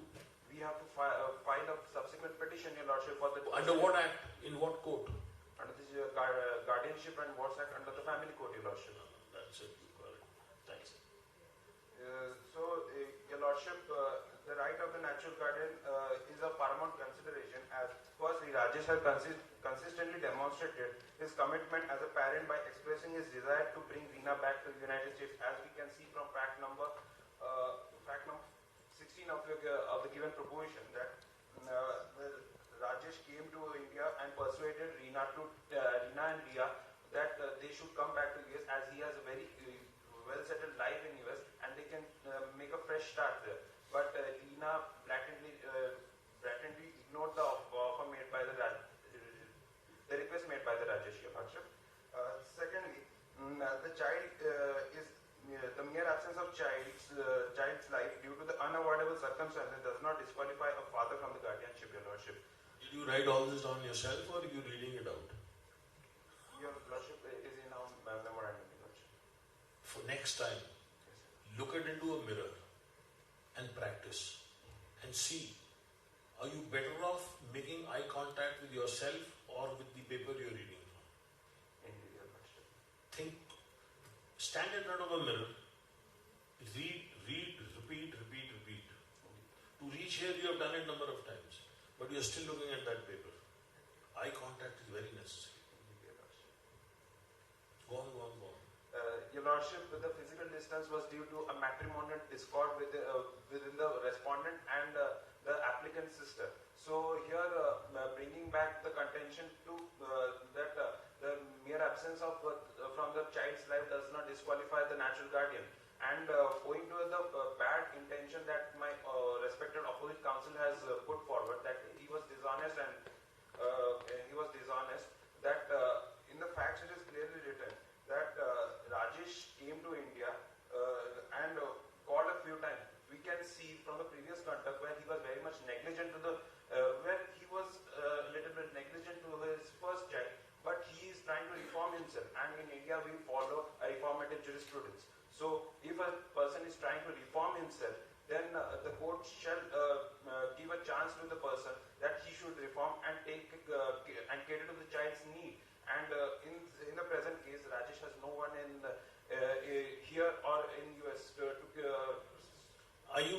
going to respond with this submission in response to their petition or file your own petition? Your Lordship, this petition will be dismissed and we have no connection with Tanya if the court dismisses this petition. Are you automatically becoming the petitioner in this petition? No, Your Lordship. Then, so what do you have to do? Your Lord, we have to file a subsequent petition under the Guardians and Wards Act for the What else can you do? Being a natural parent, must you file a guardianship petition? Your Lordship, Is there anything else? You have read so much law. Your Lordship. But did you read how that law evolved in what kind of petitions?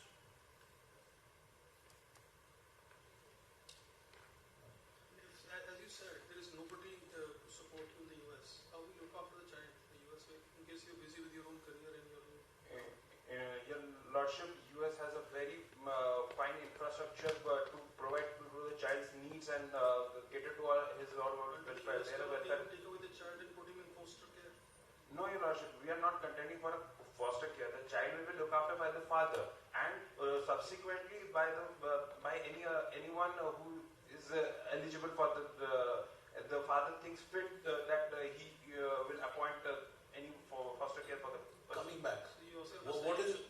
Just a minute, sorry. What petition other than a petition under the Guardian and Wards Act can you file and under what law? Your Lordship, we can file a habeas corpus. Sir, there you are. You know the answer, but it's not coming out. Parents betray. 226. Article 14. Article 21. Right to life. Right to life of the child. Parents betray. 220. You've got it, but you should develop it. Don't fall flat. You've got the ammo, but you're not using it. Your Lordship, if the... Go. I'm only fingering you so that you come out with something. You have it, but you're not coming out with it. Pardon, Your Lordship. You should say straight away, I'm a natural guardian. I don't have to go under the GWA. I am a parent. But then, simply being a parent, is it enough? Do you need another order from the US court wanting to bring the child back? That's another question. Your Lordship, But sir, you can't sit in America and say, I'm Uncle Sam, give me the child. It won't work. no, Your Lordship. That is the main reason the respondent is here and defending the case in front of the applicants. I have to put stones in the pool of water, which you have, so that the water comes up. Keep smiling, keep generating, keep answering. Indeed, Your Lordship. Your You know, Lordship. your brain should be working, not looking at papers. Indeed.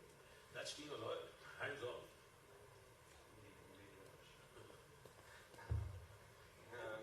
Lordship, You will do definitely better in the next moot, I know. You've done your homework. It's just that the communication needs to be strengthened. Go on, just keep going. Indeed, Your Lordship, I am done with my contentions. Your Lordship, in the line of questioning, I am done with my contentions. I have no further contention to put forward between. And the last argument, your lordship knows the law, your lordship will decide accordingly. Indeed, Your Lordship. If Your Lordship may permit, I proceed with the prayer, Your Lordship. Wherefore, in the light of the issues raised, argument advanced, and authority cited, it is humbly requested before this honorable family court that it may be pleased to adjudge and declare that the marriage between Rajesh and Reena is valid, that Ria is not eligible to be given in adoption under the Juvenile Justice Act, as she is a US citizen and the requisites of the JJ Act are not fulfilled, that Rajesh is the best suited parent being the natural guardian for the child, and may pass any such order or direction as the Honorable Court may deem fit and proper for this respondent shall duty bound pray. It was an honor arguing before this court, Your Lordship.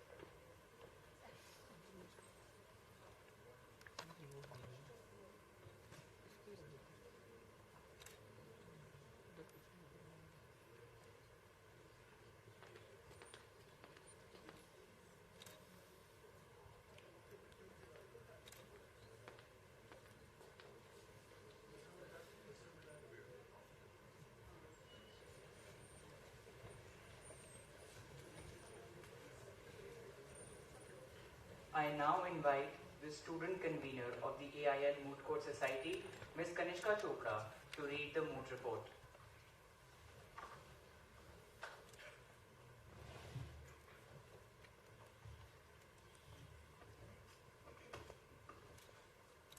Honorable judges, esteemed faculty, distinguished guests, and my fellow legal enthusiasts, it's my honor and privilege to present the moot court report for the 6th Surana and Surana and Army Institute of Law Family Law Moot Court Competition 2025, hosted by Army Institute of Law, Mohali, an institution that embodies the motto Aspire and Achieve. Established in 1999 under the aegis of the Indian Army, Army Institute of Law has grown into a center of excellence in legal education. Nestled in Mohali's Sector 68, our residential campus stands as a testament to discipline, ethical values, and academic rigor, producing graduates who excel at the bar, in judicial services, and beyond. This year's moot competition began with 23 teams registering and engaging in virtual preliminary rounds on 21st and 22nd February 2025. To ensure fairness and anonymity, team codes were transitioned from TCs to FL, reflecting our commitment to impartial adjudication. From fiercely contested virtual rounds, top 8 teams emerged victorious, advancing to the physical rounds that were held on 29th and 30th March 2025. The event commenced with registration on 28th March 2025, followed by electrifying quarterfinals and semifinals on 29th March. Today, we witnessed the culmination of this journey as the top 2 teams clashed in a riveting final, showcasing exceptional research, advocacy, and composure under pressure. This year's moot proposition was centered on the validity of marriage and adoption of child when the biological father is living, and was meticulously crafted by our principal, Dr. Tejendra Kaur, along with Dr. Bajirao Rajwade. Their expertise challenged the participants to grapple with pressing contemporary legal dilemmas. The competition's success owes itself to our dedicated faculty, esteemed judges, and the relentless efforts of the Moot Court Society. I would also like to thank the participants for their passion and perseverance that has enriched this event. I would also like to extend my heartfelt gratitude to our joint organizers, Surana and Surana International Attorneys, for their unwavering support that has elevated this platform for the budding legal minds. In closing, I, along with my student co-coordinator, Mr. Aman Singh, extend our heartfelt gratitude to everyone who has contributed to this milestone. Let us continue to aspire for excellence and achieve justice through the rule of law. Thank you.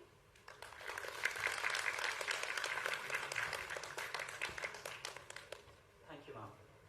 It is my privilege to introduce Mr. Surana, Partner, Dispute Resolution and Head Academic Initiatives from Surana and Surana International Attorneys, Chennai, our joint organizers for today's event. Mr. Surana is a legal professional and entrepreneur with over 12 years of experience in legal services and consulting. Sir's expertise includes negotiation, mediation, mergers and acquisitions, corporate strategy, and infrastructure financing. He's a member of the Bar Council of Rajasthan and has been actively involved in industry bodies like CII and MCCI, contributing to multiple committees on finances, MSMEs, and infrastructure. So we humbly request you to address us on this occasion.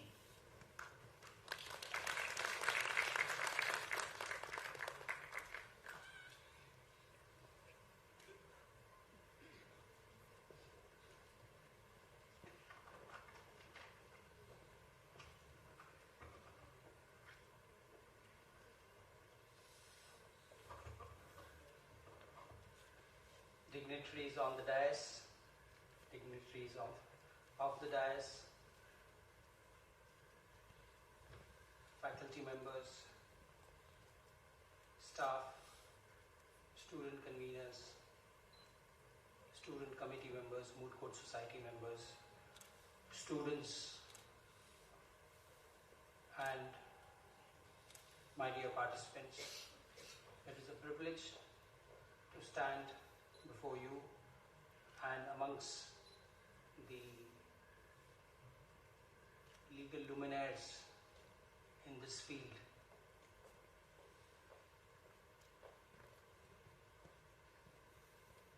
I got to learn a lot today, and every moot I attend, I always learn, because our fraternity is one, and apart a few other fraternities where knowledge is gathered every day, every single day, and your day is incomplete without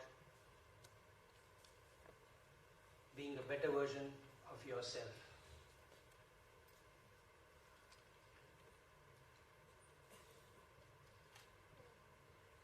We had a wonderful session judging these rounds, and a very good in the form of Mr. Malhotra and Mr. Gupta, who kept prodding you. They were doing so much that I felt it best to be an observer rather than an active, since they were already giving a volley of questions. And mine, I would tell the students here, 90% of the time, the judges are trying to help you while they judge. You need to pick up the threads and then expand on it. Sometimes students fail to see that point, and they are harping only on what they have prepared. So it is for you, and in a very humoredly way, Mr. Malhotra has done that today, and I truly enjoyed judging today's session. I would like to share something. Today we are living, it's the starting of digital age. This is akin to the Industrial Revolution which took back, which was in the late 1700s and early 1800s, when the society and the way we live changed. We are again at the cusp of a big change, and we have just taken baby steps, which is the digital age. So, during our deliberations with members of the bar bench and academia, how relevant and what is going to be relevant in legal education today and in the times to come. I have spoken about this in my earlier talks as well, but for the benefit of all, I'll just mention the 4 points which we have concised it to.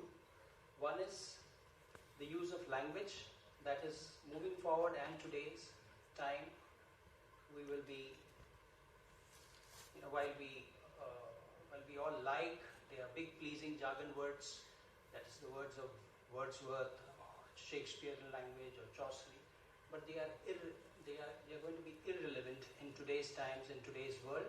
Simplification of language is what the world is going through, so that there is effective oral and written advocacy. I'm not going to expand, I'm just going to tell the points. The second is the mindset of conflict management and resolution required, that is to present legally and practically acceptable solutions.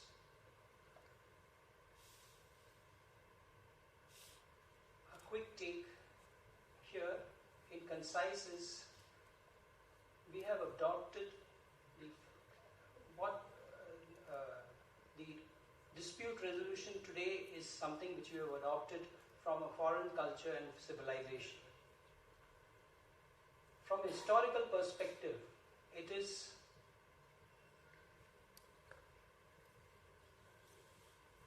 what we do today, litigation and arbitration, is actually the ADR, because historically we would resolve issues through the panchayat system, which was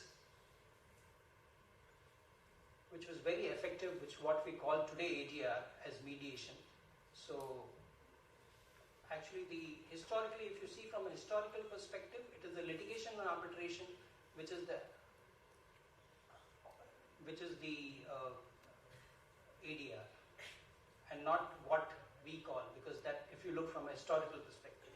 I hope you're able to get the point. I'm going over through quickly because Sir has to leave early. Next is to promote use of technology in law practice and adjudication. And last, the thrust on policy advocacy. The thrust is required because we are on the cusp of a change, as I was mentioning, and so there's greater awareness, original thinking develops, and there is leadership development on to build frameworks for the new age. We all know that technology is revolutionizing every aspect of our lives. However, our legal frameworks are struggling to keep pace with the complexities in the form of artificial intelligence, cybersecurity, blockchain, etc. And clearly, there is a need that we evolve frame policies and law to address these new challenges. We have been feeling the need to do that, and it is in that regard that I need to speak to you today. To address this critical need, we have launched an innovative competition called Law and Policy in association with IIT Madras that brings together the students of law and science, both to suggest and present solutions to the most pressing issues at the intersection of technology and law. This initiative invites students from diverse backgrounds. The idea is so that they collaborate, think creatively, and propose innovative solutions to the real world problems which we are facing in today's digital world. So by combining legal expertise with technical knowledge, participants hopefully will develop a deeper understanding of the complex relationships between technology, law, and its impact on society. This is an opportunity to cross-learn and help evolve policy through innovation, critical thinking. This is an attempt to address pressing issues that are going to impact our digital lives. This is the second year. 2025 was the second year of this Techno Challenge. IIT Chennai every year, like all the IITs across the country, hold a festival which is academic, and in the evenings it's generally a very light, entertaining festival. And a lot of programs are being conducted. At IIT Chennai, the event they conduct every year during generally January is called Shastra. And the Shastra, they always have a theme to the whole festival which they have, the academic festival which they have. So last year the theme was ethical challenge, and I'm talking about 2024, that is, and we released a problem statement on the DPDP Act, that is the Digital Personal Data Protection Act. And the theme was Future Smart Cities, and where the participants came forward and shared the ideas to the expert committee by providing techno-legal solutions. So this competition is open to students of law, both the students of law and science, and we look forward that the student community come forth, participate in this initiative in more numbers, and help shape the future of law and technology. I would like to thank the judges on the dais and Dr. Tejinder and Mr. Bajirao Rajwade and all the staff, faculty members, more importantly, who are the gurus, and we are all, whatever we are in life, are because of the gurus who teach us, who show us the way, and my pranams to them. And I look forward that all of you, whatever you choose, whether you choose to be a member of the bar or bench, or you want to join academics, you excel. And with good wishes to all of you, Jai Hind. Thank you.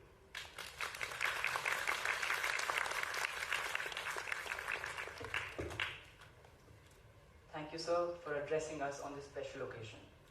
I now request Mr. Johnson Christie, Manager of Special Projects Surana and Surana, to kindly share the results with us.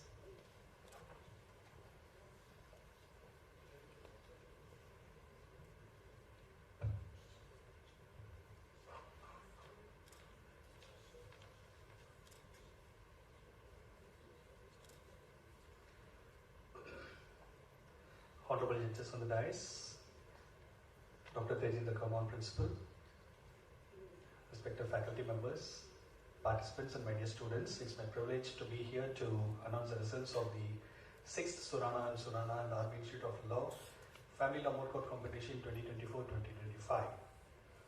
I now request the Honorable judges to come forward along with Dr. Tejinder Kaman, Principal, Army Institute of Law, to also join on the stage to hand over the awards to the recipients.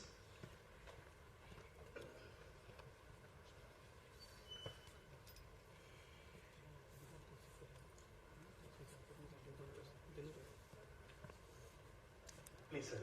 मैं भी आऊँगा आगे photo के लिए तो अपने अपनी जगह अपना फोटो कर लो उधर कर लो 1 मिनट दो The Best Student Advocate Awards.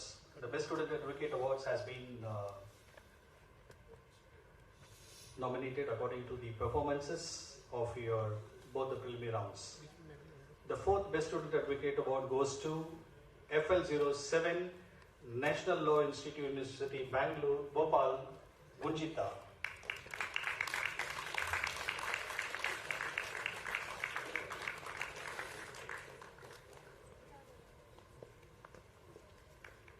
The 3rd Best Student Advocate Award goes to FL10 Ananya James Augustine, the National University of Advanced Legal Studies, Kochi.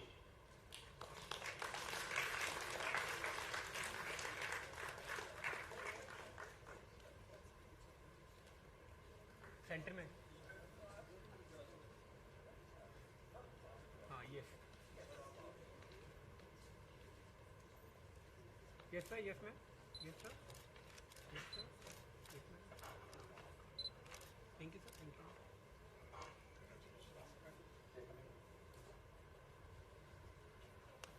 Okay. The 2nd Best Student Advocate Award goes to FL03 Ansmita Roy of Kids School of Law, Bhubaneswar, Odisha.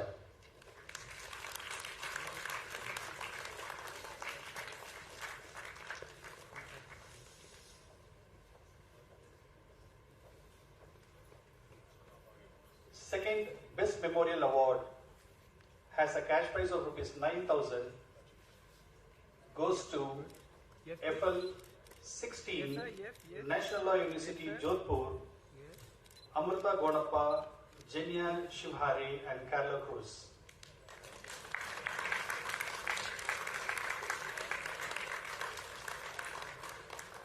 We would like to announce 2 of the other Best Memorial Awards. The teams are not available here. The 4th Best Memorial Award goes to FL11 Amity Law School, Noida, Isha Singh, Ananya Acharya and Asta Chowdhury. And the 3rd Best Memorial Award goes to FL06 Amity Law School, Punjab, Ekampreet Singh, Pat Sangra and Anayat Sahani.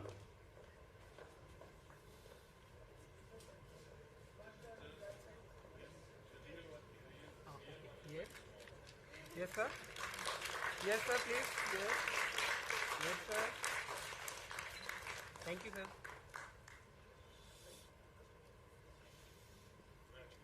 The team placed 3rd in this competition, FL16 National Law University, Jodhpur, Amrita Gonappa, Jenya Shivhare and Carla Cruz.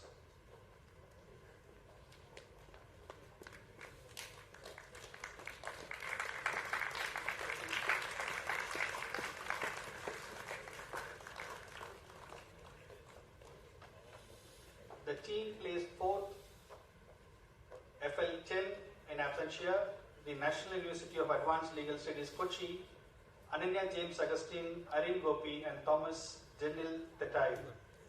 Yes, please. Yes, sir. Yes, sir. Yes. Thank you, sir. The Best Memorial Award goes to FL04, National Law School of India University, Bengaluru, Mohit Meena, Arnav Yadav, and Jairaj Singh Basur. The Best Memorial also has a cash prize of rupees 15,000.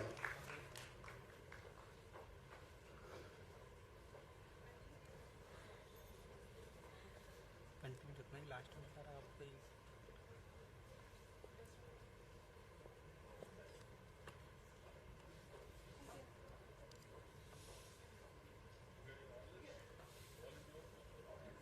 Best Student Cricket Award in absentia Yes, sir. Yes, please. goes to FL10, the National University of Advanced Legal Studies, Kochi, Irene Gopi, Thank you, sir. would also be getting a cash prize of rupees 10,000.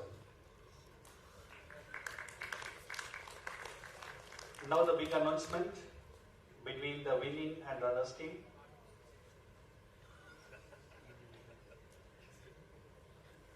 All the audiences have witnessed a very good competition. Shall we straightaway announce the winners and runners? Any guesses? The winning team has a cash prize of rupees 30,000, goes to FL 23 Madhusudan Law University, Cuttack, Odisha, Samina Gandhi, Shivanjit Behra, and Swayam Sanhat Sahu.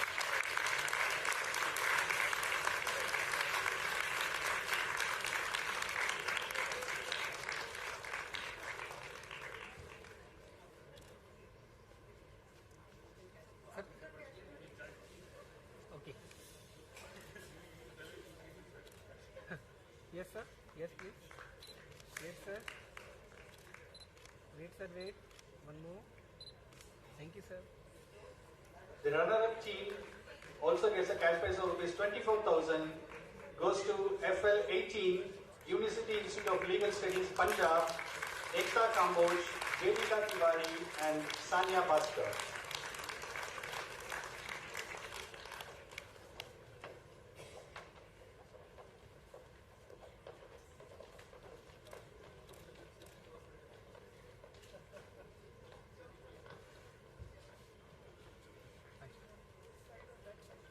Yes, ma'am. Yes, please.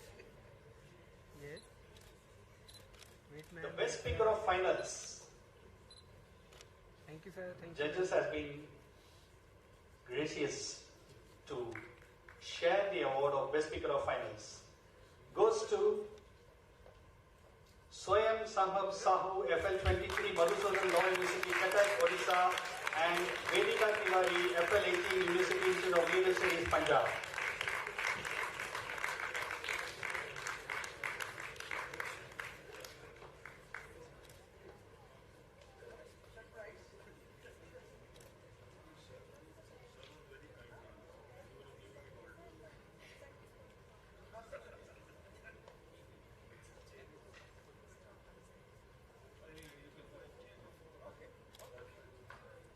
So you have both the certificates are there. Yes, ma'am. Yes, sir.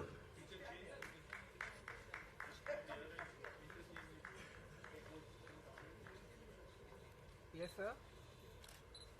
Wait, sir. Thank you, sir.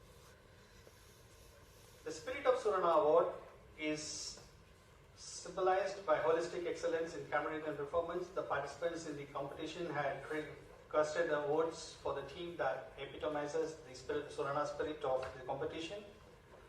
Excellence of intellect and astuteness in argumentation, spirited and healthy competition, team solidarity, and goodwill and harmony with other teams. The team had won 5 awards nominated by 3 of the teams. Goes to FL03 Kids School of Law, Bhubaneswar, Odisha, Anshmita Roy, Akati Samaswa, and Adrija Bhattacharya.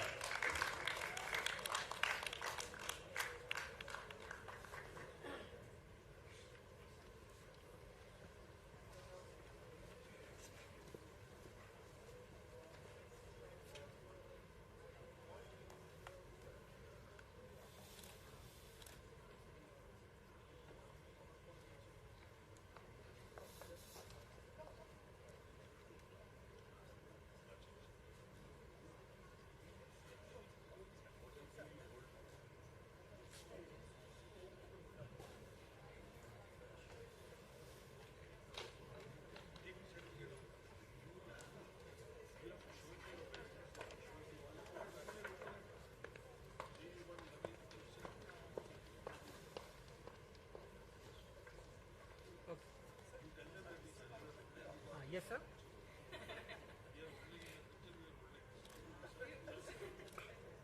Yes, sir. Yes, please. Yes, sir. Wait. Wait, sir. Thank you, sir. And a special appreciation certificate to the host university from Surana and Surana being awarded to Army Institute of Law, Mohali. I request Principal Dr. Petitioner, Dr. Petitioner, the faculty coordinator, also to come over to the stage. Dr. Nugati ma'am, faculty coordinator, to please come on the stage. And the organizing committee members, the conveners, Kanishka Chopra and Aman Singh also to come over to the stage to collect the certificate.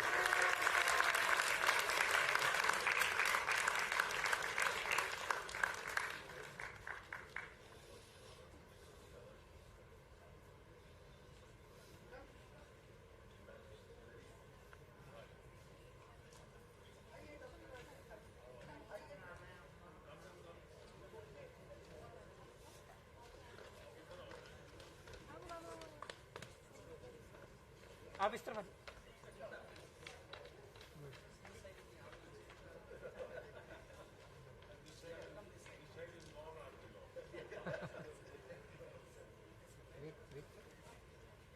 हाँ जी yes sir yes please yes sir thank you sir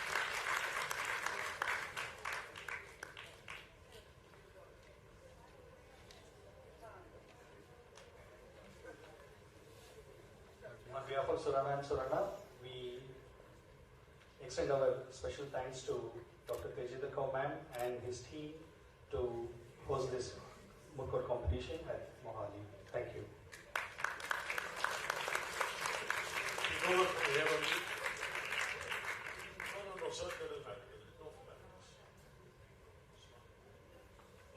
Can I request the Army Institute of Law faculty to please come on stage? Dr. Bajirao, the organizers and the students, all those who were there, and sir, you also please. Please. Sir,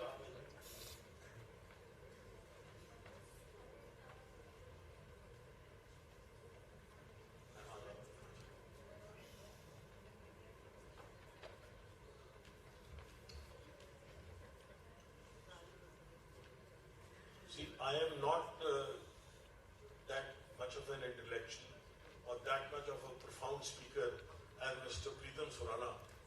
I think he has connection with Punjab because his name is Preetham and P is Punjab. He somehow happens to be in Tamil Nadu, I don't know how. But his wishes, good wishes, blessings, support, what he said made a lot of sense, but it all went over my head because I don't know. He's in a different world. I told him he was in a different world. I am not. I am married to Army Institute of Law ever since General Malik chose to argue with Mr. Badal, get land, and then Justice Agarwal, who came to inaugurate, and I brought Justice Agarwal when he was Chief Justice of India to do a moot competition. Now, over the years, Army Institute of Law has developed as an excellent institute, and today I am very happy to see that there is not a state in India which is not represented, and that is thanks to the efforts of Principal Ma'am and our faculty, and to the endeavour of my Mr. Surana, who sitting in Tamil Nadu still thinks of the job. This is incredible. Perhaps we have more talent, more money, and more energy in a high court which we have in Chandigarh and in Delhi. But here is one man who has been carrying on a mission for 25 years. So this is an incredible effort to help students. What we have talked to students today is to encourage them to be better lawyers. There is very good talent, but it needs grooming. It needs training. And that is what all these people are all about. Now, as far as I am concerned, I am going to release my 10th book in the US next week. But what I want to share with you is what I have done and what my son has done as an LLM from London, reducing 200 lectures in COVID when he was in Jindal transcripts and then to a book. So I am going to give 3 of our books to the library, and I will request Mr. Surana to hand them over to ma'am, so that they can go into the library of AIL, and people like you should be ignited with the material and take it further. Mr. Surana, please.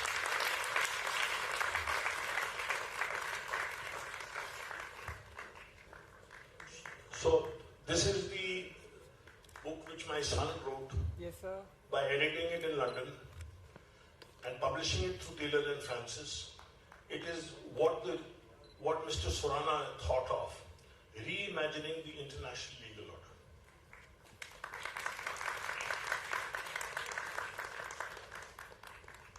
This was our 9th book, talking about global Indian in the law. It talks of different issues of family laws, and now in 2025, this perspectives of international family law and in its perspective. So this is,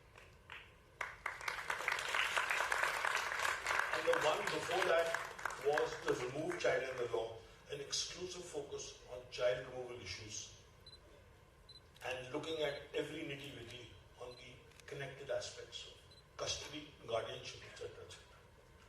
So with these words, I am extremely indebted to keep me in mind, and I'm very thankful to Army Institute of Law for inviting me to share a platform with Mr. Petitioner Surana. Preetam is, and P and P is together. And hopefully, sir, we'll be bonded for here and after. Well, we are bonded, no doubt. I feel bonded wherever I go. That's what I get. But I would like to just tell that it's a teamwork. There is no particular individual at Surana and Surana. It's a teamwork. The vision of our founder, Mr. P.S. Surana, and our CEO and managing partner, Dr. Vinod Surana, with whose guidance and blessings we keep on doing some work which we should do in society. Thank you. And I would like to say thank you to everyone for being audience for a final round. I think it was very thought-provoking, and it was I think the session was excellent, and it is a great learning experience for all of the students, because many of you who have already participated and many are going to participate in future. So I would like to extend thanks to Mr. Anil sir, our guru.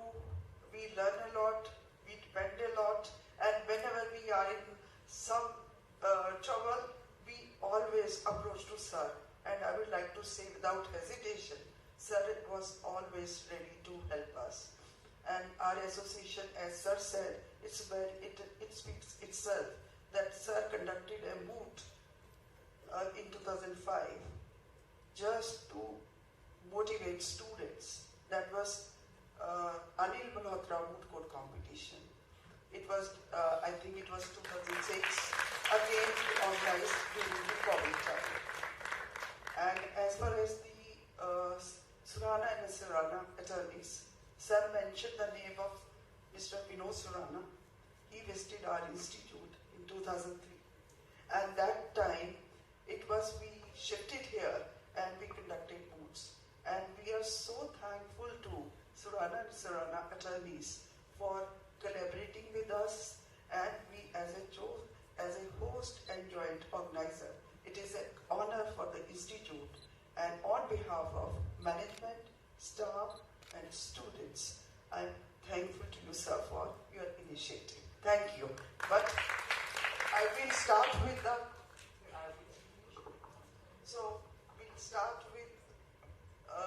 giving our gratitude to our guests. So I request Pratham to take on from here. I would like to, just before Pratham states, I would like to just mention I had the fortune to hand over these books to the library, and in fact I was a while ago discussing with Mr. Malhotra how it is very important, and it's the time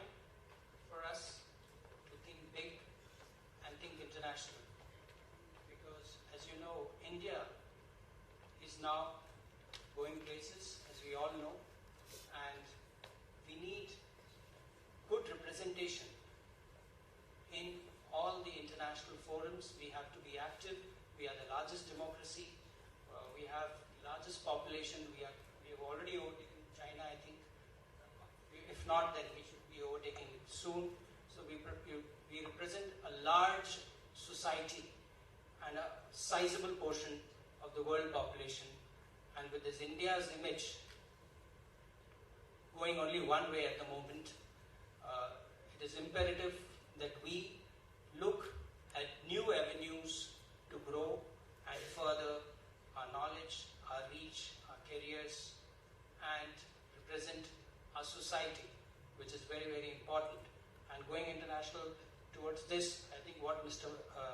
Malhotra's son has done is truly good. And Mr. Malhotra himself, who is representing India in international forum, this is the way we need to go forward. This also reminds me of an occasion when one of our earlier mooters, he came to judge one of our moots, and then he said, "Mr. Surana, do you recognize me?" I said, "I'm sorry, I can't recall." He said, "I had participated in a moot, one of the international moots which we had conducted." And he said that moot inspired him in the subject of international law. And he went on, he studied international law with specific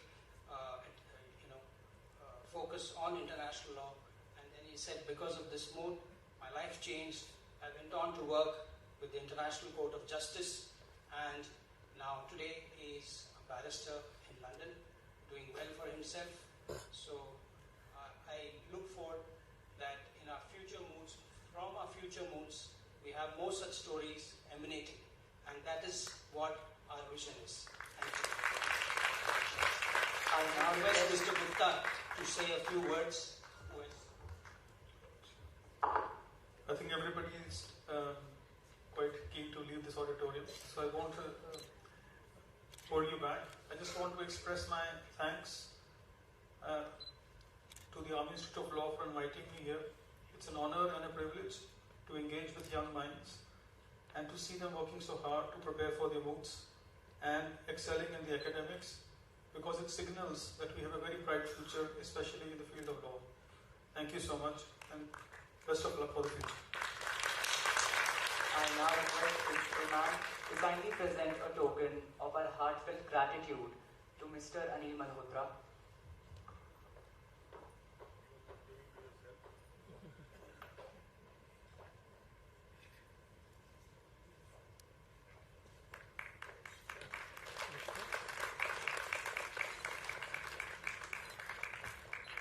Thank you, sir.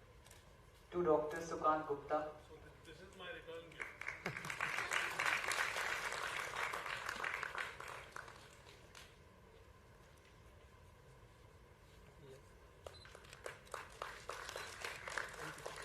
And to Mr. Preetam Surana.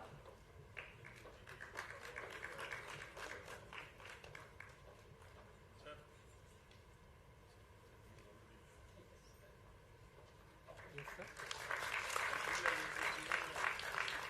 Yes, sir. Yes, sir. Yes, please. Yes, sir.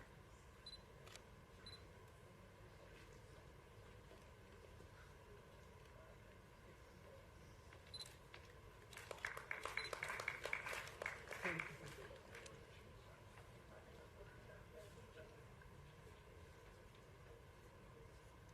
Thank you, ma'am. Thank you, sir.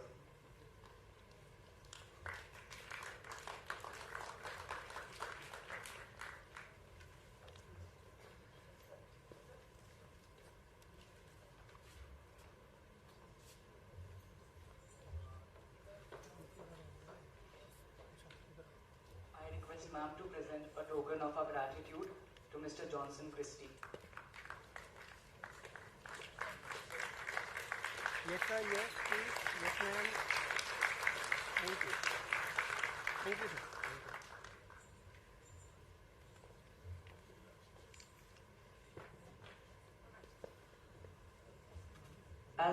the zenith of the valedictory ceremony, it is indeed a privilege to thank all those who made this event a grand success. I extend my heartfelt gratitude to our distinguished guests, Mr. Anil Malhotra, Dr. Sugan Gupta, and Mr. Preetam Surana. We are truly honored by your presence and deeply appreciate your time and wisdom. On behalf of the management of the Army Institute of Law, I am extremely thankful to Mr. Preetam Surana, Partner Dispute Resolution and Head Academic Initiatives, Surana and Surana International Attorneys Chennai, for collaborating with us as hosts and joint organizers of today's event. I extend my gratitude to our respected Principal Ma'am, Dr. Tejinder Kaur, whose unwavering support has made this competition possible. Special thanks to Mr. Johnson from Surana and Surana for his contribution to this event.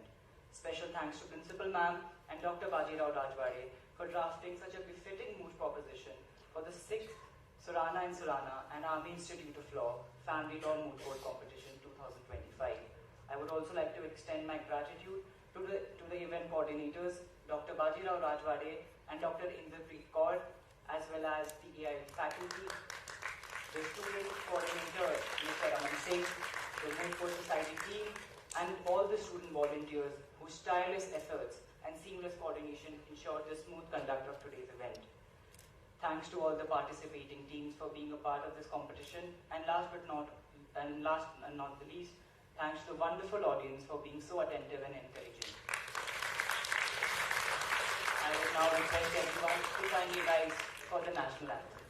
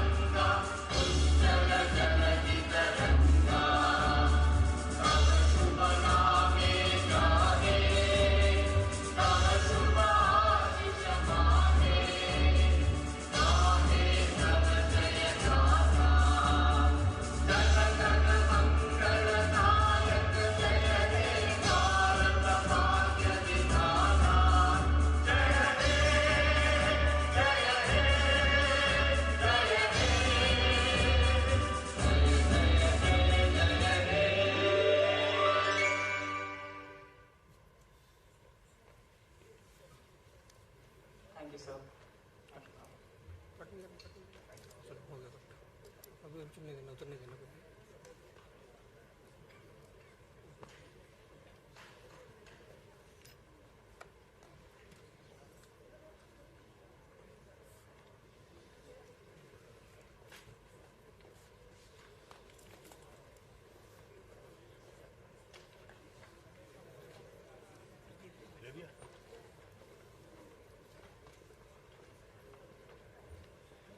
We request all the participants to kindly collect their certificates along with their cash prize from the seminar hall after the valedictory ceremony.